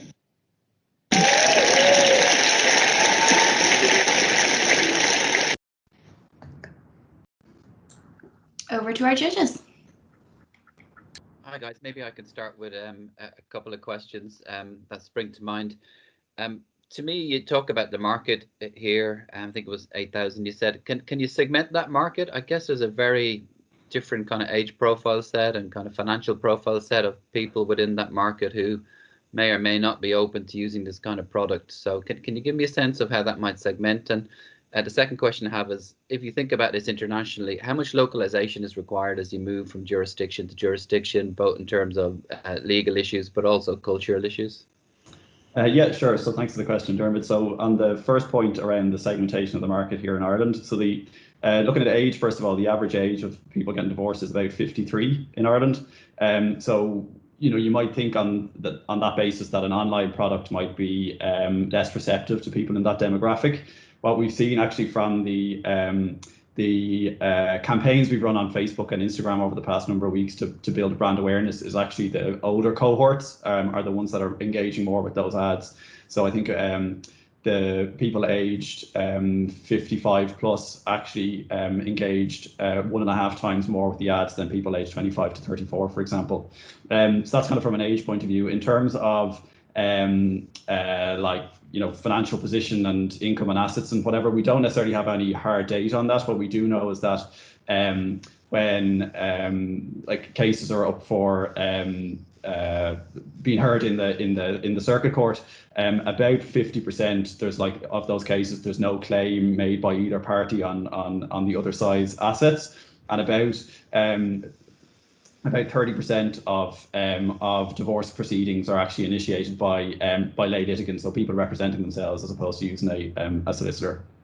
On the second question then around the localization, so the way we've kind of built and designed this platform is to try and make it sort of agnostic to any particular jurisdiction, and it's really just the outputs from the platform that would need to be adapted into the right format or template for the application for the paperwork of that country. The sort of the underlying information or details that we would need to collect and gather are actually quite similar across, say, like Ireland, the UK, and other jurisdictions that we've looked at in Europe and elsewhere. So the work is relatively minimal, and a lot of that localization work is then going to come down to what you would have with any other e-commerce business around SEO and languages and that's it. Thank you. That's great. Thank you. So the breakdown there you had between kind of amicable and contentious divorces was interesting. I think it seemed to me that your product would be definitely more towards amicable arrangements. I'm wondering though what your organization's legal liability will be going forward for divorces that you assist. So because we're not actually, we're providing a do-it-yourself platform, so we're just really giving the people the tools to do the divorce by themselves. So rather than actually representing them and giving them legal advice, we actually don't have any sort of liability in that regard, and we don't fall under the regulatory oversight of the Law Society, for example. Hi guys. Great pitch, and the branding is gorgeous for a law tech product. Could you let us know if you had any initial conversations and became aware of any kind of user hesitations and challenges, and has there been anything that you've adopted or pivoted to kind of manage these throughout the LaunchBox program? Yes, so one thing that we identified that we need to include in our platform that we are already doing is the chat, so people can ask questions during the time that they are filling the paperwork. And also another thing that we identify is that initially we were targeting at women, but with our customers development, we identified that women who went to contagious divorce are more willing to use a platform that is focused on women instead of the people that went to amicable divorces. Speaking with almost 90% of people that went to amicable divorce prefer a platform where they could work together with their spouses, filling the paperwork, splitting the costs, and also looking at the main side of part. The men that we talked to, they said that they would not feel comfortable in using a platform, in trusting their spouses using a platform that was focused on women. So that's why we decided we're gonna reposition our brand towards both sides. Great. So it's really just trying to maintain that like environment of amicability, and like Fernanda was saying, the feedback that we got from men particularly was that, oh well, if I see that my spouse is using this platform that's like aimed at women, I don't know, that she's doing everything to try and keep it amicable. So that was a really big learning that we've had in the past few weeks. Great, yeah, that's great. Thanks, guys. Thank you. Thank you.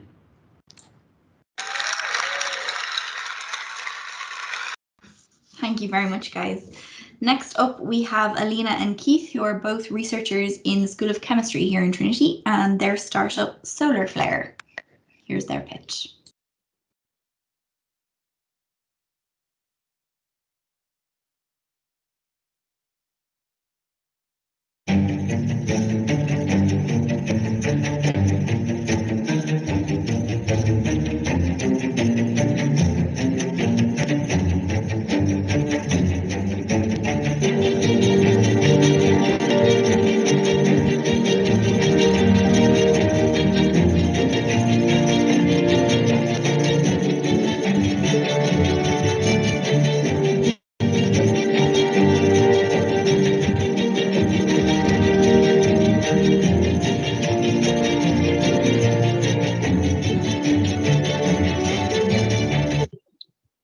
Over the last couple of months, we've all been dealing with immense challenges.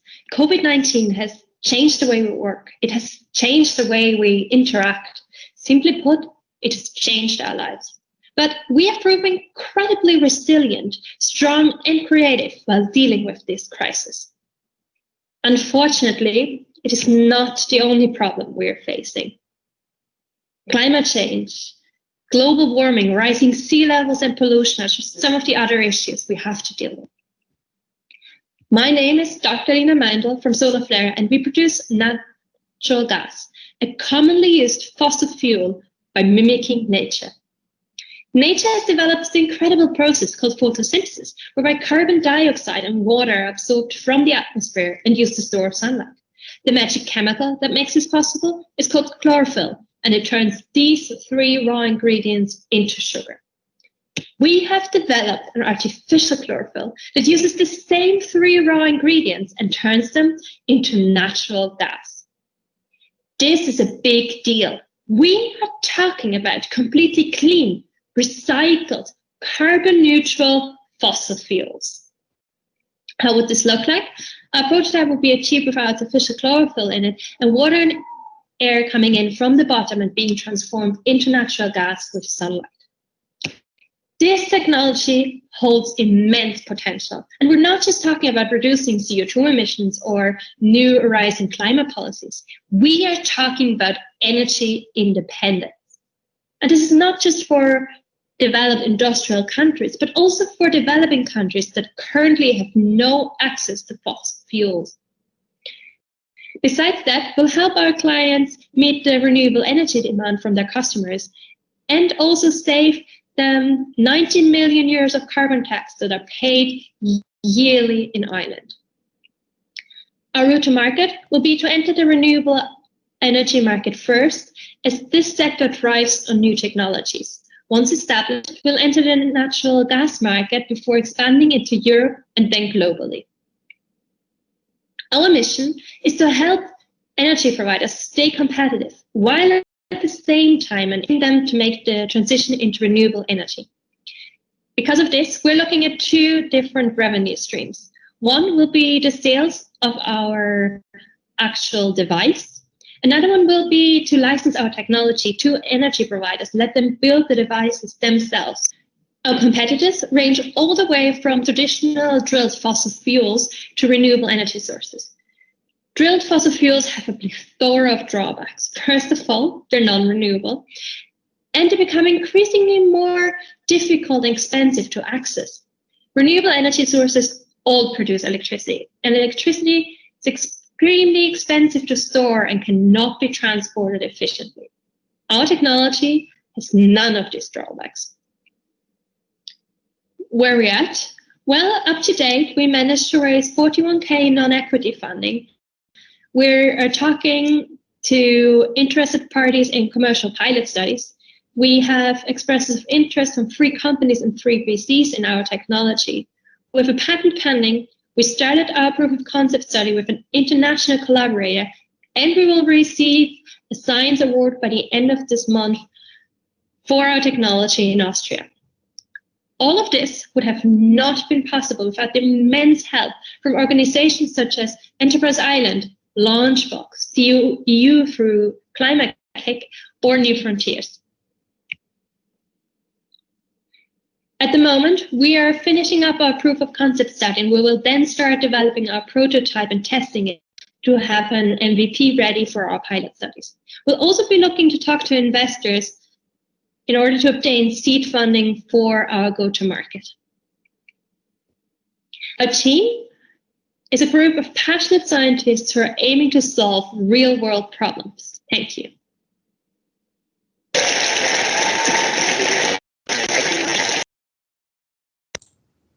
Thank you, guys. Over to the judges.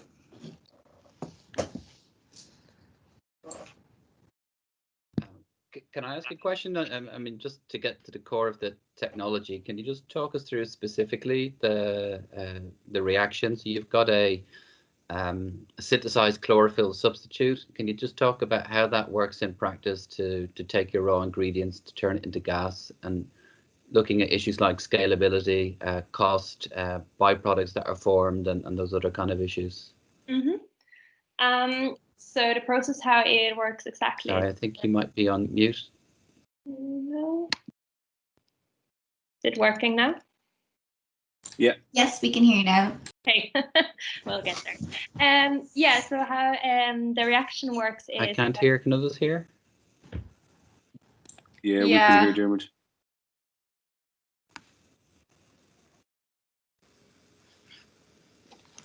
Is that coming through now, Dermot? Is it working? I think so. Alina, I'd say go ahead with the answer, and we'll keep going on. So this works is we have our chlorophyll in the lab and we pump through air.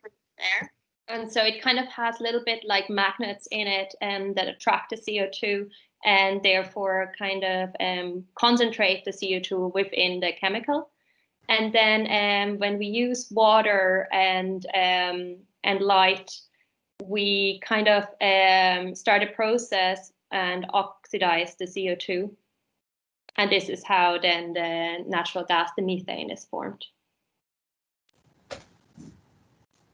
As for scalability, so we have made sure that the chemical is cheap to produce, that it only uses starting materials that are commercially available, and that it's produced in an environmentally friendly way. So the scalability in making this compound is there. Less about the compound and more about the scalability of the process in terms of producing the gas. So does that require large-scale capital infrastructure? So we're currently in the proof of concept study. So we have shown that it makes the gas. As for scalability, this will be something that we'll be addressing in the next step when we're building the actual prototype. So I can't really give you any numbers or anything just yet about this, unfortunately. Thanks a million. Elena, Dave here. I'm not from a science background, more from an arts or business background. Listen to your presentation. It sounds like you're turning sunlight into gas. Why isn't everybody throwing money at you, jumping on board this and saying this is a revolution, the world is changing? What am I missing in this that basically creates the barriers for you to grow this? Yeah, so there is actually already a lot of research going on. So people are interested in this kind of process because we have to find a new way how to produce energy efficiently. I don't think that we will have problems getting people on board. We actually have gotten like a lot of exciting responses, and the only thing that is that we have to push our technical development to a further TRL stage to actually start working with them. But we have a lot of interest and a lot of commercial interest as well in this.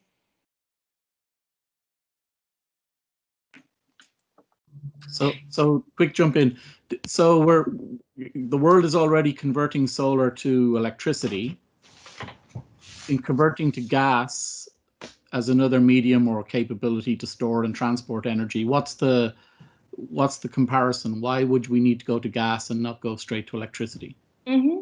So the whole problem with electricity is that you can only use it in the moment that it's generated, or you use batteries which are really expensive and they're just not working that well. So that is one issue we're facing now with solar panels, that we just can't store what they produce. So we could produce way more, but we just don't have a way how to keep the energy in a way that we can use it. And that is why we are convinced that gas is the way to go, because we have long knowledge of storing gas in gas cylinders, of transporting large masses of gas. So we know how to deal with this safely and how to transport it efficiently. Yeah, and also for gas itself, there's a lot of compliances that work off gas currently where we wouldn't need to change or adopt them if we were to move this scenario. Can I just ask, is there anyone else doing this today or something very similar? So not that we are aware of, but there could be a lot of things done, obviously, in private and confidential. But there are a few research projects that are kind of looking to spin out of universities who try to do similar things, but with a different type of approach. Can I ask just to pick up on, am I allowed to ask Alison? Yes, go ahead, Dermot, absolutely. Thank you. Just to pick up on Stuart's point, it took a couple of decades to make solar efficient at a level that it could actually compete with other technologies. Do you have any idea of the kind of cost per unit here to understand how it competes against existing natural gas sources or other non-renewable, which are obviously poor from many ways, but if they're cheaper, it becomes very difficult to displace them. So do you have some sense about that? Yeah, I think that's the general problem with all type of renewable energy, that they can't like compete against fossil fuels. But I think the driving factor there comes more from the point that we need to change it and that people become aware. So we are thinking that the green initiative that's become very like visible everywhere will actually help us push this technology, even if it might be more expensive in the beginning than traditional drilled fossil fuels. Thanks a million. That's brilliant. Thank you. Thank you. Thank you for that, guys. We have Oak Digital Health up next with their pitch. Their team is made up of Hitesh, Alan, and Brian.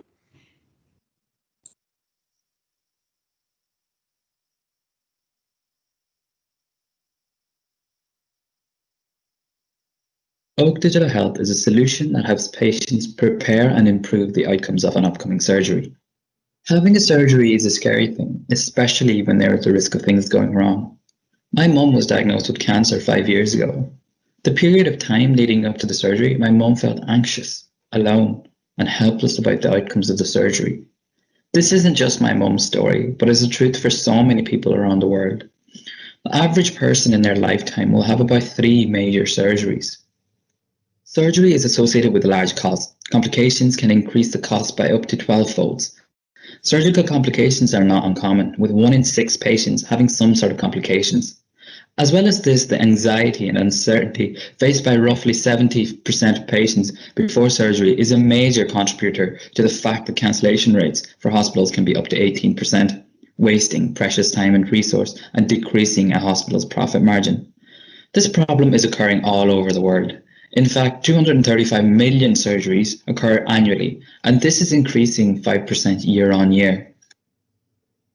Our platform provides personalized information to surgical patients adjusted to their clinical condition and allows the remote monitoring of compliance with preoperative recommendations. Let's take a look at how our solution would work in the clinical setting. When Emma, a patient diagnosed with cancer, has a date for her surgery, the care team recommends that she downloads the Oak Digital Health app. She receives an access code from her care team to create her account. We then give Emma the option to be set up with a small group. Patients are matched into groups according to location, condition, and demographics. Each group will have healthcare professional oversight. Week by week, we unlock lessons that educate the patients. She'll have daily exercises to complete and goals to achieve. Emma will be able to monitor her progress and report her symptoms. If we note that there are fluctuations in symptoms, we can flag it up with the healthcare professional. The aim of the solution is to optimize the patient's health before surgery so that patients can recover faster after surgery and reduce complications. A growing amount of studies is showing that this is an effective technique. Our main customers are hospitals. Our business model is a B2B SaaS model. The customers pay a monthly subscription based on the amount of patients they care for. Since we began LaunchBox, we held over 55 interviews and collected survey responses from 46 patients. Through this process, we were able to validate that patients are looking for guidance before surgery. There is a need for a cost-effective solution. Clinicians will support a solution, and customers are willing to pay for it. 4 organisations in the UK and Ireland, as well as a cancer clinic in America, has already conveyed interest in piloting our solution. We have built a very experienced and diverse group of mentors. Julie, the Chief Commercial Officer of Health Excel, is advising us about the commercial aspects of digital health products. Dr. Meakin, a Stanford-trained oncologist, is advising us regarding the medical aspects of our solution. Jeff is advising us regarding the regulatory approval process, and Richard manages innovation for over 70 hospitals in Western Australia and is advising us regarding the healthcare incentives and reimbursements. Our core patient engagement platform will be built with scalability in mind, so that we can expand into more areas of surgery. Our first product will focus on preoperative care for patients with cancer, but we plan to move across the continuum of care and build products in other areas such as orthopedic surgery. We will initially focus on the UK market, where we have carried out a lot of our interviews and have leads generated. We will then expand into Australia and the US. So far, we've raised $25,000 in non-equity funding and have received early interest from angel investors. 1 year post-launch, we aim to be implemented across 7 hospitals in the UK and Ireland. This will generate an annual revenue of €108,000. Our competitors are primarily focused on orthopedic conditions. These competitors are currently operating in America. The Irish and English market is largely underserved. Unlike the competitors, we offer a multimodal program and match patients into small groups. Brian and I are the co-founders in the team. I am a physiotherapist and completing my master's in computer science. Brian is completing his master's in pharmacy and has experience in a commercial role in AbbVie. Alan is our software engineering intern with previous experience in Microsoft. Before coming into LaunchBox, we completed the Ireland Fund's business plan competition. After LaunchBox, we will be starting New Frontiers Phase 2. Over the next 6 months, we will be developing our product further and iterating through feedback from patients and clinicians. We'll be aiming to pilot the solution in those hospitals where we have already engaged in early conversation. This will enable us to test the product in a clinical setting and further validate our product before market launch. At Oak Digital Health, our mission is to improve the surgical outcomes of every patient around the world.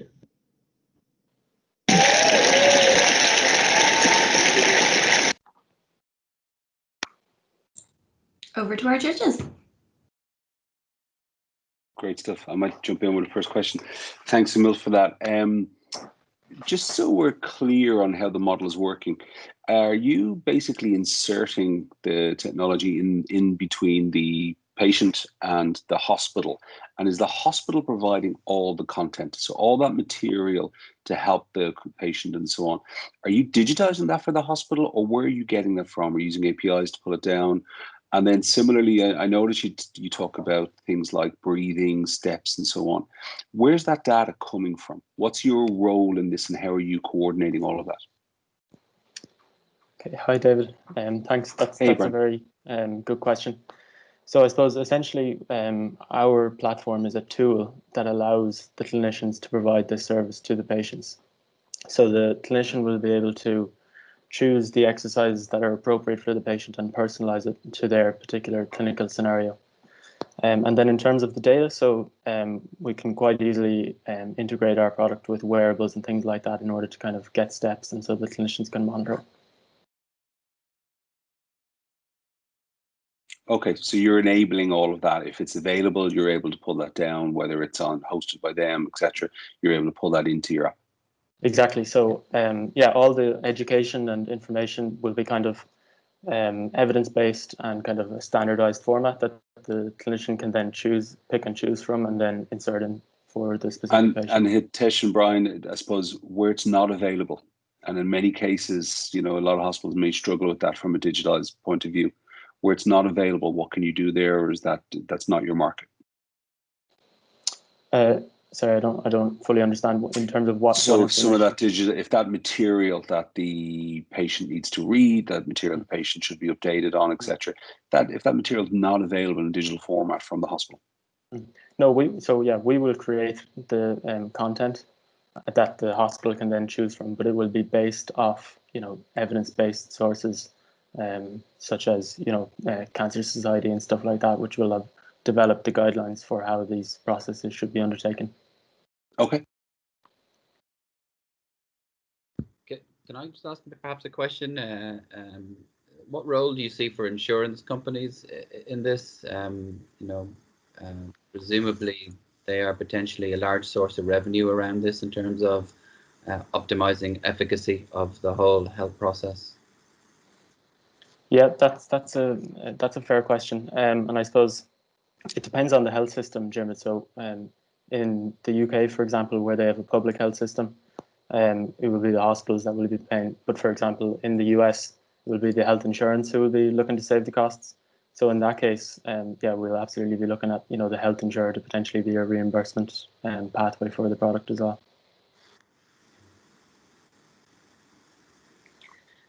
Timing wise, for how long it would take the likes of doctors to kind of update the app per patient, have you had any conversations with doctors about how they would feel about kind of spending that extra time on a new platform versus how you can over time make that process easier for them? And in the initial trials, would you be, I guess, really reliant on them having the time to kind of input all of that data, or are you looking to kind of start small? Could you talk a little bit about like your first pilots? Yeah, so that's a great question. So first of all, the basic information such as like patient's name, date of birth, all that kind of standard information will be integrated with their electronic health records. So they won't have to input any of that kind of information. So we plan on designing it in a kind of user-centric way so that it will be as easy as possible for the clinicians to use, because that's something that's been flagged to us as absolutely crucial. Like, clinicians do not want to be spending extra time every minute of their day. It's precious and they don't want to be wasting time on things. So that's absolutely, you know, pivotal to us in the design of the product. Yeah. Great.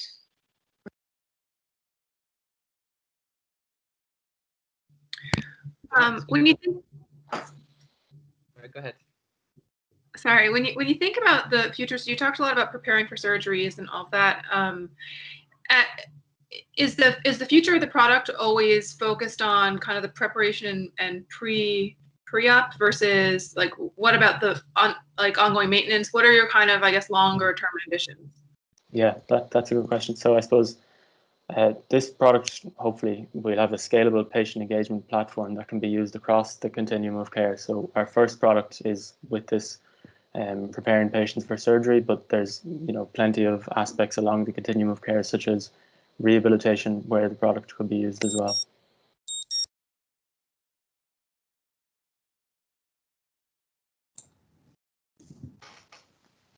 Thank you very much, guys. That was great. Our penultimate pitch today is focused on flood prediction and management. So please welcome Seaflood and their pitch.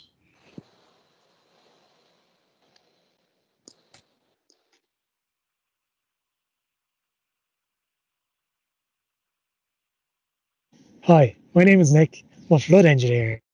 I'm part of the Seaflood team. We set out with one clear goal, That was to help save homes, communities, and lives. Climate change has already started, and it's affecting our weather systems and our seas. On average, it's expected that seas will rise 0.8 of a metre within the next 100 years. That will directly affect 145 million people who live along coastlines just like this. Not to mention the billions in damages to economies. Our ability to predict flooding is rapidly getting better, but the way we communicate it still hasn't changed in the last 50 years.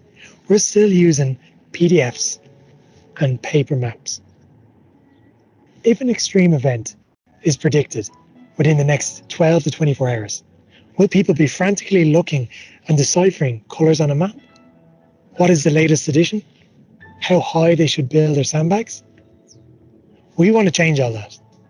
We want to ensure that everyone understands where the flooding will happen and when. So we created Highlighter, a smart light that interacts with the community to let them know when and where the flooding will occur. For everything else, just flood safe. Take it anywhere and see the flooding predictions for that location accurately and compare to old models, and lots more. When we started LaunchBox, we thought engineers were a primary market, but we realized there was a much bigger need. A need where there's an absence of engineers. So, to clarify, this is the current process, and it's slow. These delays make it next to impossible for 24-hour warnings to reach the public. With Seaflood, our cloud helps distribute flood data in a few clicks, not a few weeks. We've identified 3 primary markets: insurance and validation, which we want to pursue with Gamma and AGS; engineers, who we have 2 secured pilots with already; and finally, government bodies, such as Smart Cities and Galway County Council, who we are currently working with. Additionally, Risk Alert has reached out to partner with us for future possible projects in Australia. So where do these markets really lie? Outside of Ireland. We have been globally focused from day one. By use of Smart Cities Network, private engineering consultancies with offices in multiple countries, and also with the help of Risk Alert. With Smart Cities, it would require approximately 42 highlighters for Sandymount alone, with hundreds more needed for Ireland and thousands for the UK. With this new technology, we are still evaluating pricing structure with our partners. We have set up 2 plans. First, a subscription-based for private use of devices, and a pay-per-use credit system for government bodies. With a low cost to produce and a high value, recent projections see us break the 1.1 million turnover mark within 3 years. To ensure this, we also have a lot more plans with 5G in the pipeline. Our competition, well, our products are highly innovative, so these are our closest competitors. With an exceptionally strong team and 15 years combined experience in flooding and tech, we made incredible progress building out our MVP in such a short period of time. Diversifying is a crucial next step. For more, you can now check us out on our newly launched website. To round it up, we have been busy winning competitions, securing pilots, and discussing investments with angels. And we have an even busier year ahead. But we won't lose sight of our goal. Seaflood is a for-profit and for-impact company. We want communities in Haiti and Tanzania to have the same access to flood predictions as communities in Ireland, and we won't stop until they do. We are Seaflood, and we will soon be saving homes, communities, and lives.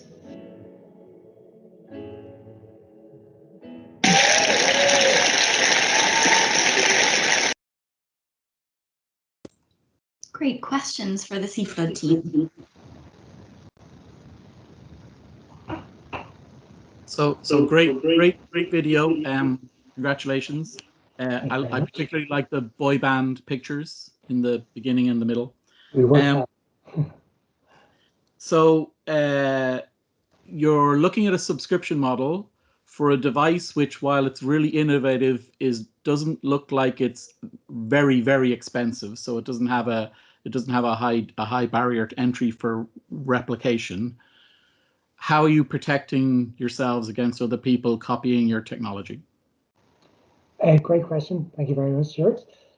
Great to be here today. So I suppose when we look at our technology, it's quite interesting on our kind of aims and where we want to go. So I want to talk about the long-term picture and show you what we're thinking. So we really want to be sitting with a kind of a platform that hosts the vast majority of flood data and flood predictions around the world, and allows them to be, I suppose, looked at and viewed by citizens, to businesses, and to other companies and government bodies. So if that's the long-term projection, our aim is also to make sure that, as I stated in the video, that we want to make sure everyone has the same access. So what we're doing is while we are looking at the patent route, and we've started that route for our device, as you just said, it's lovely and simple. That's why we're here today. We want it to be copied. We want this device to be mass produced at a lower rate than we have, but we want to be able to house and hold the main bulk of data, so that even if they do have the device itself, that the data and the latest models and prediction is all coming through us. So they will still need to come back to the subscription-based model. Does that make sense? Hi guys, great pitch. I was just wondering if you could chat through the reasoning behind getting, I guess, outsourcing this subscription to other people and giving them the responsibility to kind of decide where the data should be collected, as opposed to you deciding where to put these devices, and then I guess being able to have ownership over everything that comes in and out. Or was that, like, is there a reason for that decision? There might be. So at the moment, thank you, Ashling, for that. So at the moment, what we have is we are basically, apologies, we're working towards that goal of being able to house everything.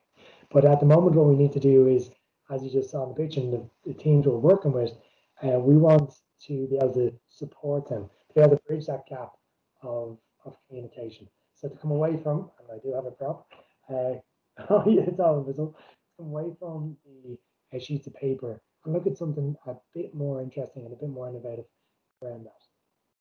So brilliant, thanks guys. Nick, Dave here. So I like your presentation in the video. I just thought was so strong in explaining the product and really creating the case for something really innovative. I was slightly sketchy on the financials and really understanding where you're taking this product, what's it going to need from a cost point of view, how much you're going to make for it, but even just the first couple of years, where's that route for you? What does that look like? Yeah, brilliant question. Thank you very much, Dave. And actually, I did plan that, so I was hoping to use this time to go into the financials a bit more and the business model. So I mightn't ask that question then. So thank you very much. So essentially, we have two main products that we're running with at the moment.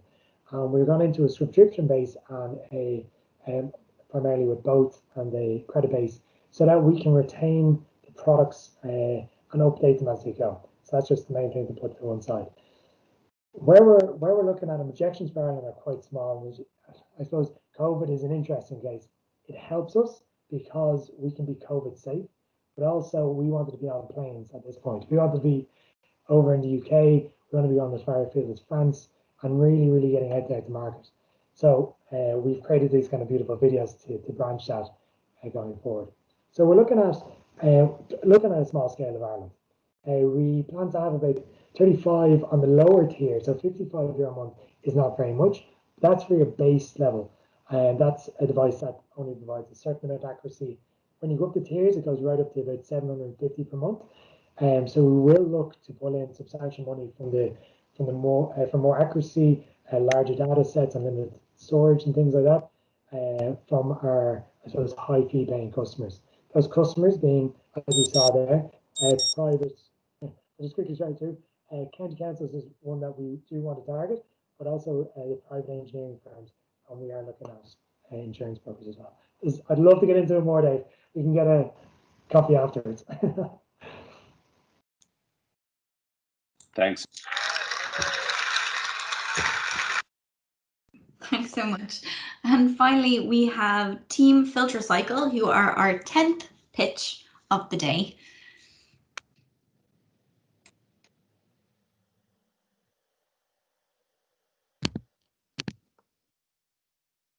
My name is Liam Lysett, and we are Filter Cycle. Cigarette butts are the most common item of litter on the planet, and one of the most toxic forms of ocean plastic. Every year, more than 1 million tons of cigarette waste ends up in our oceans, where it breaks down into microplastic and poisons hundreds of trillions of litres of seawater. This kills off plankton, destroying ecosystems and disrupting our ocean's ability to act as a carbon sink. We are Filter Cycle, and our solution to this ecological catastrophe is to collect and recycle cigarette butts into plastic pellets that can be used to manufacture sustainable products. Our business model has two main sources of revenue. Waste collection companies and venues pay us for the service of recycling their cigarette waste. The plastic pellets we create are then sold to brands and manufacturers to be used in making their own products. Our value proposition for cigarette waste suppliers is that our recycling fees will be lower than traditional waste disposal costs. Our value proposition for brands and manufacturers is the increased retail price they can charge for sustainable and recycled products, which will increase their profits. TerraCycle is the global leader in this field. Unfortunately, their method of collecting cigarette waste by post and then shipping it to Canada for processing has a huge carbon footprint. They produce low-value mixed plastic pellets. Filter Cycle's unfair advantage is our recycling process. We have developed a scalable industrial method for turning cigarette butts into clean, consumer-safe cellulose acetate plastic. Unlike some cigarette recycling companies, we don't peel the paper off cigarette butts by hand. We have completed our lab-scale testing and are currently seeking to patent our unique recycling process. A scalable recycling process is only useful if we also have a scalable waste collection method. During LaunchBox, we developed the Filter Bin, an IoT cigarette waste collection unit. The version shown here is suitable for outdoor smoking areas and venues subscription for the service of waste collection. We've also developed a larger version of the Filter Bin for public areas. The data from the sensors in these units will allow us to identify litter hotspots and optimize our collection routes, while also keeping cigarette waste off the streets, where it would be washed into storm drains and out to sea. Our main focus during LaunchBox has been preparation for our upcoming recycling pilot. We're going to recycle 1 million cigarette butts into plastic this November, with funding provided by one of our potential strategic investors. The recycling for our pilot has already been manufactured and is ready to be shipped, and new cigarette collection units are being installed across Dublin to supply us with pilot material. We plan to build our first commercial recycling facility in Dublin in 2021. It will have the capacity to recycle 60 tons of cigarette waste per year. This will cost €500,000, for which we will begin raising seed investment early next year. Our international expansion plan is to create small recycling facilities and filter bin networks in urban centres across the EU. This will allow our solution to scale rapidly, while local waste processing will minimise our carbon footprint. These are our financial projections for the first commercial recycling facility. We expect to make back our investment towards the end of the second year of operation. So far, we have raised a total of €75,000 from our participation in LaunchBox, the EU's Climate Kick Accelerator, and from our pilot funding. During the LaunchBox programme, we have identified our supply of cigarette waste and organised an upcoming filter bin pilot with the Loyola Group. Thormac, Material Connection and Cabin Connects are interested in our plastic, while the rest of our potential customers are venues and businesses that have expressed an interest in hosting our filter bins. This is the plan we presented when we pitched for a place in LaunchBox in February. Despite COVID ruining everything, we are on track to begin construction of our pilot facility in September. Our team has a broad range of skill sets, from engineering and chemistry to business and product design. What we bring in youthful enthusiasm and passionate environmentalism, our advisory team can match in years of experience at the top of their fields. Our goal at FilterCycle is to expand so that we can recycle at least 10% of the EU's cigarette waste between 2025 and 2030. That means recycling 175 billion cigarette butts and directly sequestering 188,000 tons of CO2 equivalents. Our main impact will be on the ocean, as we will prevent the release of over 1 quadrillion microplastic fibres. Combined with the chemicals that leach out of cigarette butts, these will otherwise poison 7 trillion litres of river and seawater. Cigarettes don't just poison human lungs, they are poisoning the lungs of our planet as well. By keeping cigarette butts out of the ocean, FilterCycle will protect our marine ecosystems, our climate, and our future.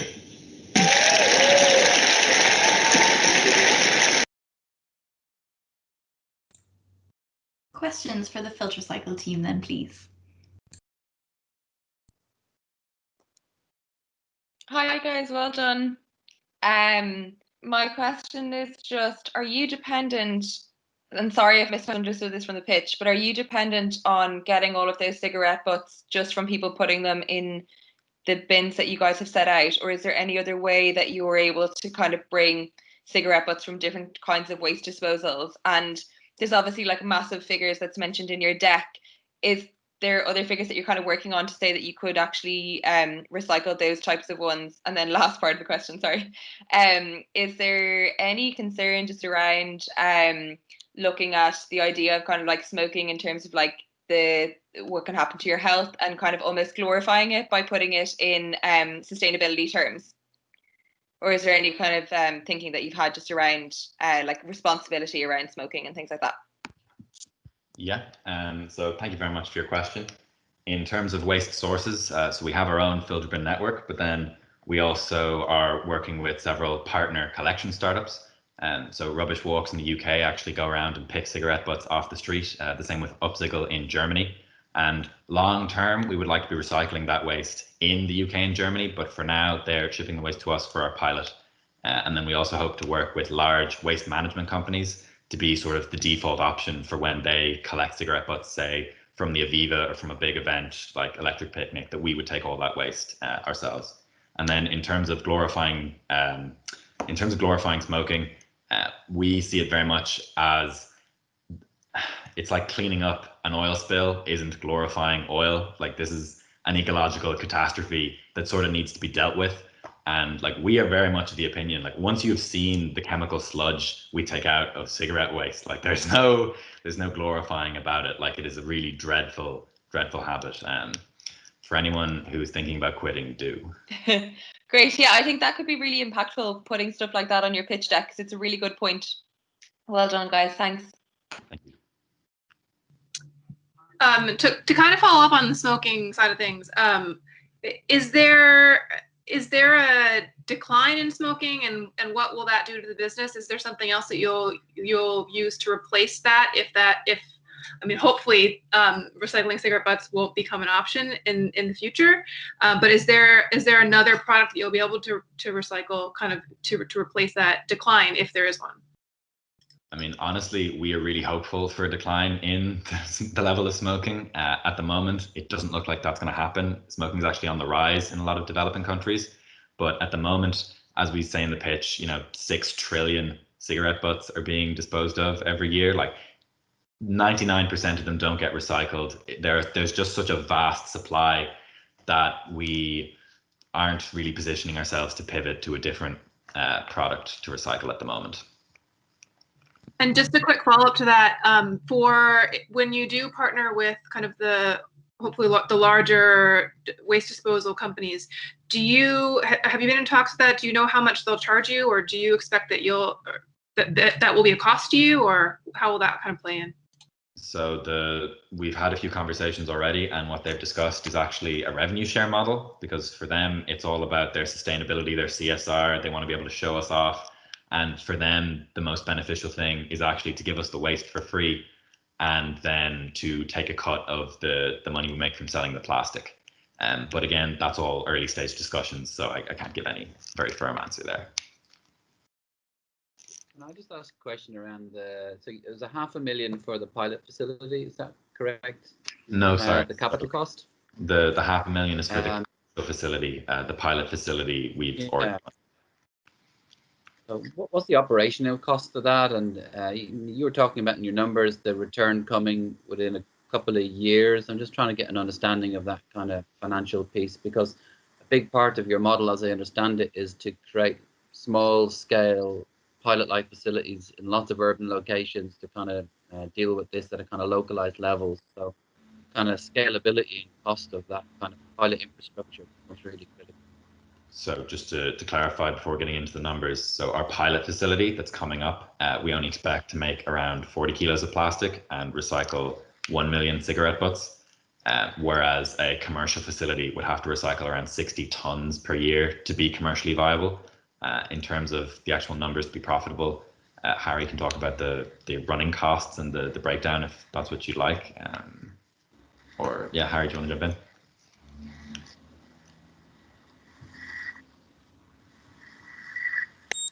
You might be on mute there. Yeah, you're on mute there. I think you're on mute, Harry.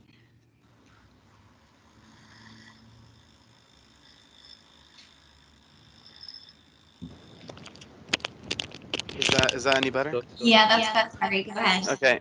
Sorry about that. In terms of the upfront costs, including installation of all the equipment and purchasing of all the equipment, we're looking at around 200,000 euro for the commercial facility. And then the ongoing costs really after that are just labor, electricity, and then any materials and chemicals that we require for the running of that of that facility. So all of the revenue that's generated from the selling of the 20 tons of plastic that we'll be making, as well as the revenue coming in from all the other sources in our business model, that contributes to the net profit figures that you saw in our presentation. So after the second year, where we're making around 350,000 euro profit, that will have covered our capital expenditure, initial capital expenditure up to that point.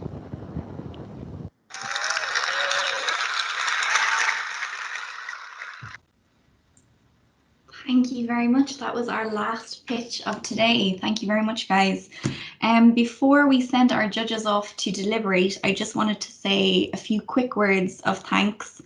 LaunchBox could not exist in a vacuum. We could not run the program we run without the support of our innovation partners, Bank of Ireland. Dave Teig is here representing them. Thank you so much. We have huge support within college, which we really appreciate. And I just wanted to also thank all of the mentors, the founders, the business experts, the legal experts, financial experts who came in, dedicated their time to the teams over the course of the summer and asked for very little in return other than a good Microsoft Teams link and an internet connection. So thank you all so much for that. I wanted also to thank, of course, our judges for those fantastic questions, and I don't envy you. I'm going to send you off into your private deliberation room very shortly. So thank you so much for that. It was really engaging. To Killian, who has been the Wizard of Oz behind the curtain effectively today, and who woke up this morning having worked with me all summer and having no issues with his internet, no issues with his electricity, to no power, and he was fantastic. He wasn't frazzled, and just the support you've given us has been incredible, Killian, so thank you so much.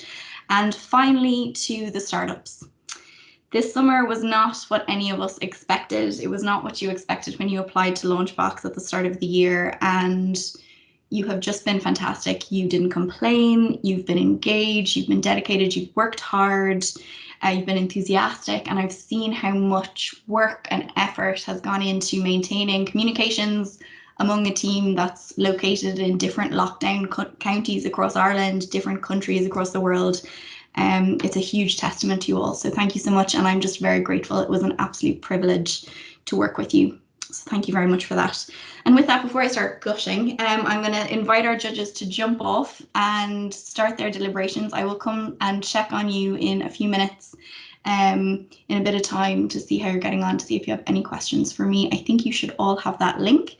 And in the meantime, I would like to invite all of the participants to turn their cameras on and to turn their mics on, and we're going to do an old-fashioned round of applause like we're in a classroom. Yeah. So Alison, just before you do that, you left somebody out of your congratulations, and that's yourself. What an amazing accomplishment. Get this done this way. Well done, Alison. Thank you so much. Well done to each and every one of you. I think at this point, from our side,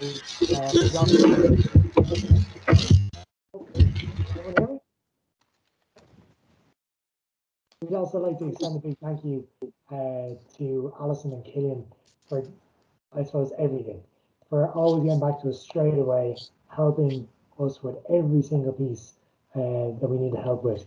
And so I suppose what we'd love to be able to do today in person is give flowers or say big thanks and buy a few drinks. So we have to do it virtually. So we have a few gift cards which we're going to send over from the group. So again, you're too good. Get out of town.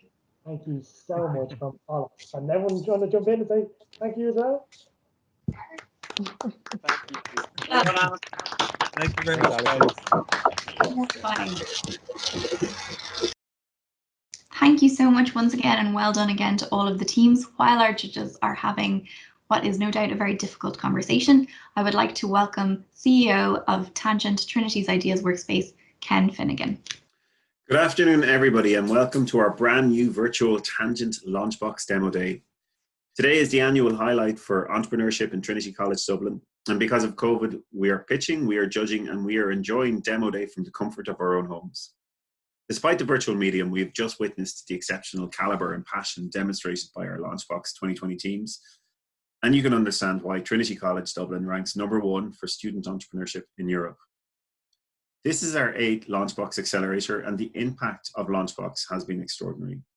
Over 80 startups have been supported since 2013, nearly 200 jobs created, and over 69 million in funding and investment has been raised by LaunchBox startups.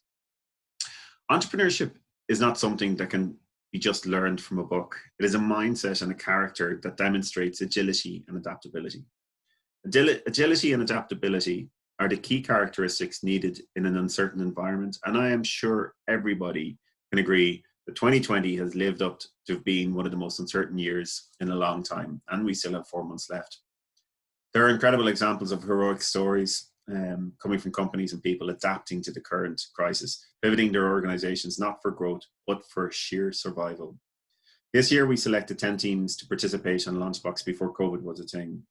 The teams we selected have demonstrated an incredible entrepreneurial spirit, as well as adaptability and agility. They have grown their startups from the seed of an idea to investable organizations, many of whom with deals in the pipeline already. And all of this done from their bedrooms, from their kitchen tables, and from garages. So some stats about LaunchBox 2020. We had 67 teams applied to be on the accelerator. From those 67 teams, we had 10 startups this year, employing 31 people coming from all faculties in Trinity, as well as DCU, UCD, and Maynooth University. The accelerator ran for 14 weeks, although all teams, I'm sure all the teams, have been working on their ideas for a lot longer than that. Our startups this year represent 5 sectors, including 5 startups from the sustainability and environmental area, 2 from health, 1 from legal, 1 from entertainment, and 1 from advertising, marketing, and branding. There have been 41 hours generously provided by leaders from global enterprise and the Irish and international entrepreneurial ecosystem in the form of mentoring, talks, and events. So thank you so much to our supporters. Your support is invaluable and truly appreciated by the teams and by Tangent.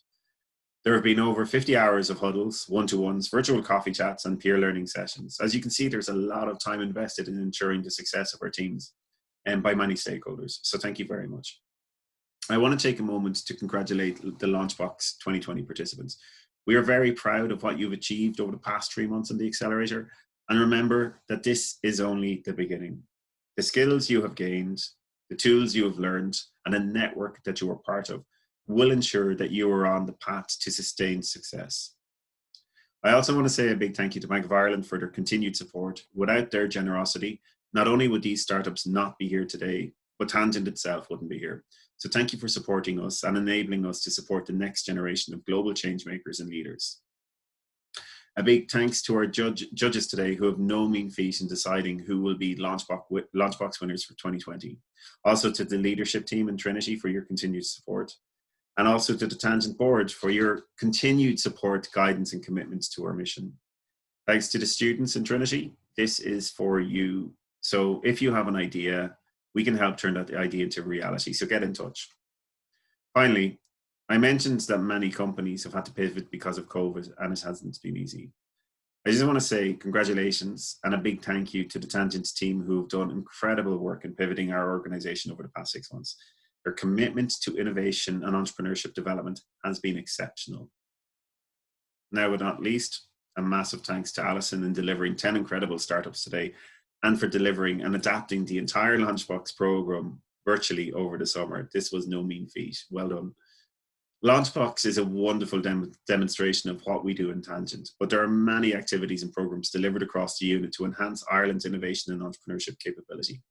We work with our students, we work with Trinity staff, we partner with SMEs and multinational organizations, and we work with government agencies, all to prepare and ensure that they are ready for the future of work by becoming more agile and adaptable. This year in Tangent, we are planning many new exciting programs for students and professionals. If you have an idea that you want to grow, or if you seek to develop the skills to be an entrepreneur or an intrapreneur and would like to find out more, please get in touch. We're currently recruiting for some of our education programs, and there are many ways to engage with us. Thank you everybody for joining us today. I hope you feel as inspired as I do. We look forward to engaging with you in the future, hopefully face to face soon enough. Keep well and stay safe. So thank you very much. Welcome back, judges. Dearmid, are you making the announcement for us? I will, yeah, I will. It's a great pleasure to do that. I mean, I don't want to jump straight to that, Alison, when I first doing what we do every year, and it's not because it's tradition, but because it's needed to be done, to really thank you and the whole team at Tangent for driving this. I mean, I can't really explain how we got from where we were in April to where we are today. I mean, the idea that we might have to stop LaunchBox this year and not run it, and all of the concerns that were there, and then to be in this position in September where, frankly, the judges were just blown away by the quality of the pitches, to the point that we had to embarrass some of the judges by telling them that it was much better than years that they participated in. So it's just a fantastic achievement, and to really thank the teams for their resilience in working through this process. I'm sure it was a lot of fun, but not to be negative, it was probably less fun than being all clustered together in a room and enjoying that kind of camaraderie. And so to the guys, for everyone for sticking with it and really producing such incredibly interesting outputs, I think it's just fantastic. So it's just, yeah, so proud of what Tangent have done this year and the teams. So we were uber impressed, to say the least. To just give some high-level feedback before we just announce the results, and I won't delay because I know people just want to know the answer. The idea quality and the kind of business opportunity that was presented tonight was just really, really impressive, and the kind of mission focus and the impact of the businesses was also really impressive. But more importantly, that there was a plan to make these businesses viable and sustainable while delivering mission, which is incredibly important. So I just think I mean, we really felt when we went through it that, you know, there was viability all through the businesses, which you don't often get. We do feel that some businesses were more further developed than others, and I guess that's how we've ended up with a kind of a filtering to create a winning set of companies, and our companies we're going to talk about now. But that's not to say that the other companies don't have as much potential, or even, you know, potentially more potential down the road, you know, as they develop out their ideas and what they're going to do, because we all looked at the opportunity space and we're just blown away by the kind of really clever ideas to approach it. So with all that said, we've kind of, as we nearly always do every year, Alison, cheat a little bit, and we've got 2 joint seconds and a winner, because in the end we couldn't split some of the companies. So in joint second we have Eve and Volamy. Wow, well done.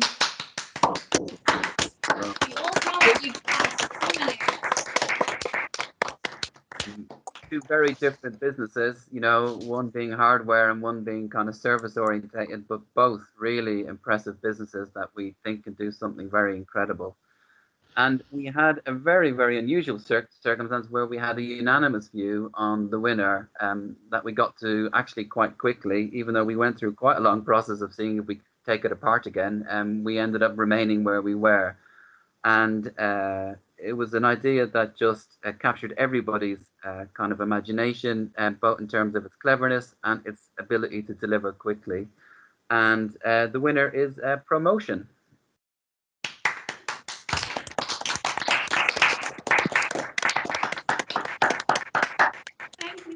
Well done, guys. Thanks so much, well guys. Thank you. Oh, thank you. Thank you so Oh my much. goodness. So surprised. I'm Thank gonna you. cry. I'm so surprised. What? Thank you so much, Thank you guys. so much. Thank you. Congratulations. Thank you. Thank well you so done. Well done to all 3 teams, and well done to all 10 teams, in fact, and you know, a testament to how long the judges were deliberating. But it was obviously a difficult decision, but you're all part of the Tangent community now. You're all part of the LaunchBox community, and as you can see from the fact that Aisling is back and Lizzie is back and all of the LaunchBox alums who came in to mentor you over the course of the program, it's not a relationship that ends today, far from it. So just thank you all so much for all of your efforts. Thank you to our judges, and we hope to see you very soon. And as always, if anybody would like to get involved and find out more about Tangent, you can do so at tcd.ie/tangent. This has been Demo Day 2020 online. Thanks so much, everyone. Thanks, Alan. Thank you. Thanks so much, guys. Thank you so much. Thank you. Thank you.